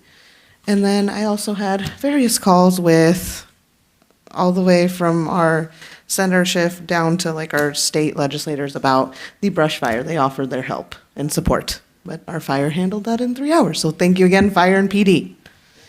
All right. I don't know, I'm going to say it's a tie between you two. I love how you all still looked at me wanting to know who the winner is. There's no prize. All right. Now is the time for the introduction of additional agenda items. Do members of the council have anything to introduce? Councilmember Anthony. Thank you. From the city clerk, could I just get a memo of any active political action committees operating in Burbank? And then separate from that, is there a way you could give a requirement of like who is supposed to register with you and that kind of stuff? I can do that now verbally if you like. Is that permitted or no? Briefly. All right. Political action committees are required to file various forms with the Fair Political Practices Committee and the Secretary of State, depending on their activities and how much money is involved. They must file a Form 410, that's a statement of organization, and if they raise funds and have related expenses, they declare these on a Form 460. The city clerk's office provides a way for PACs, the people who run the PACs, to file these forms electronically, and the public has access to them. I can send you the link, and you can review all of them at your convenience. Oh, okay. So I can look them up myself. Absolutely. All right. No memo needed. Thank you. You're welcome. Efficiency. All right. Any other additional agenda items? I'm sorry. I feel like I keep looking at you two first because it's like looking at highlighters. The neon. It's the neon. Well, I appreciate the pink today. Y'all are wonderful. And thank you all. Now we adjourn the meeting to Tuesday, June 24th, 2025 for a regular city council meeting in the council chambers, 275 East Olive Avenue, second floor. Thank you, Burbank. Please check out the Strawberry Moon that is also happening tonight and have a wonderful evening.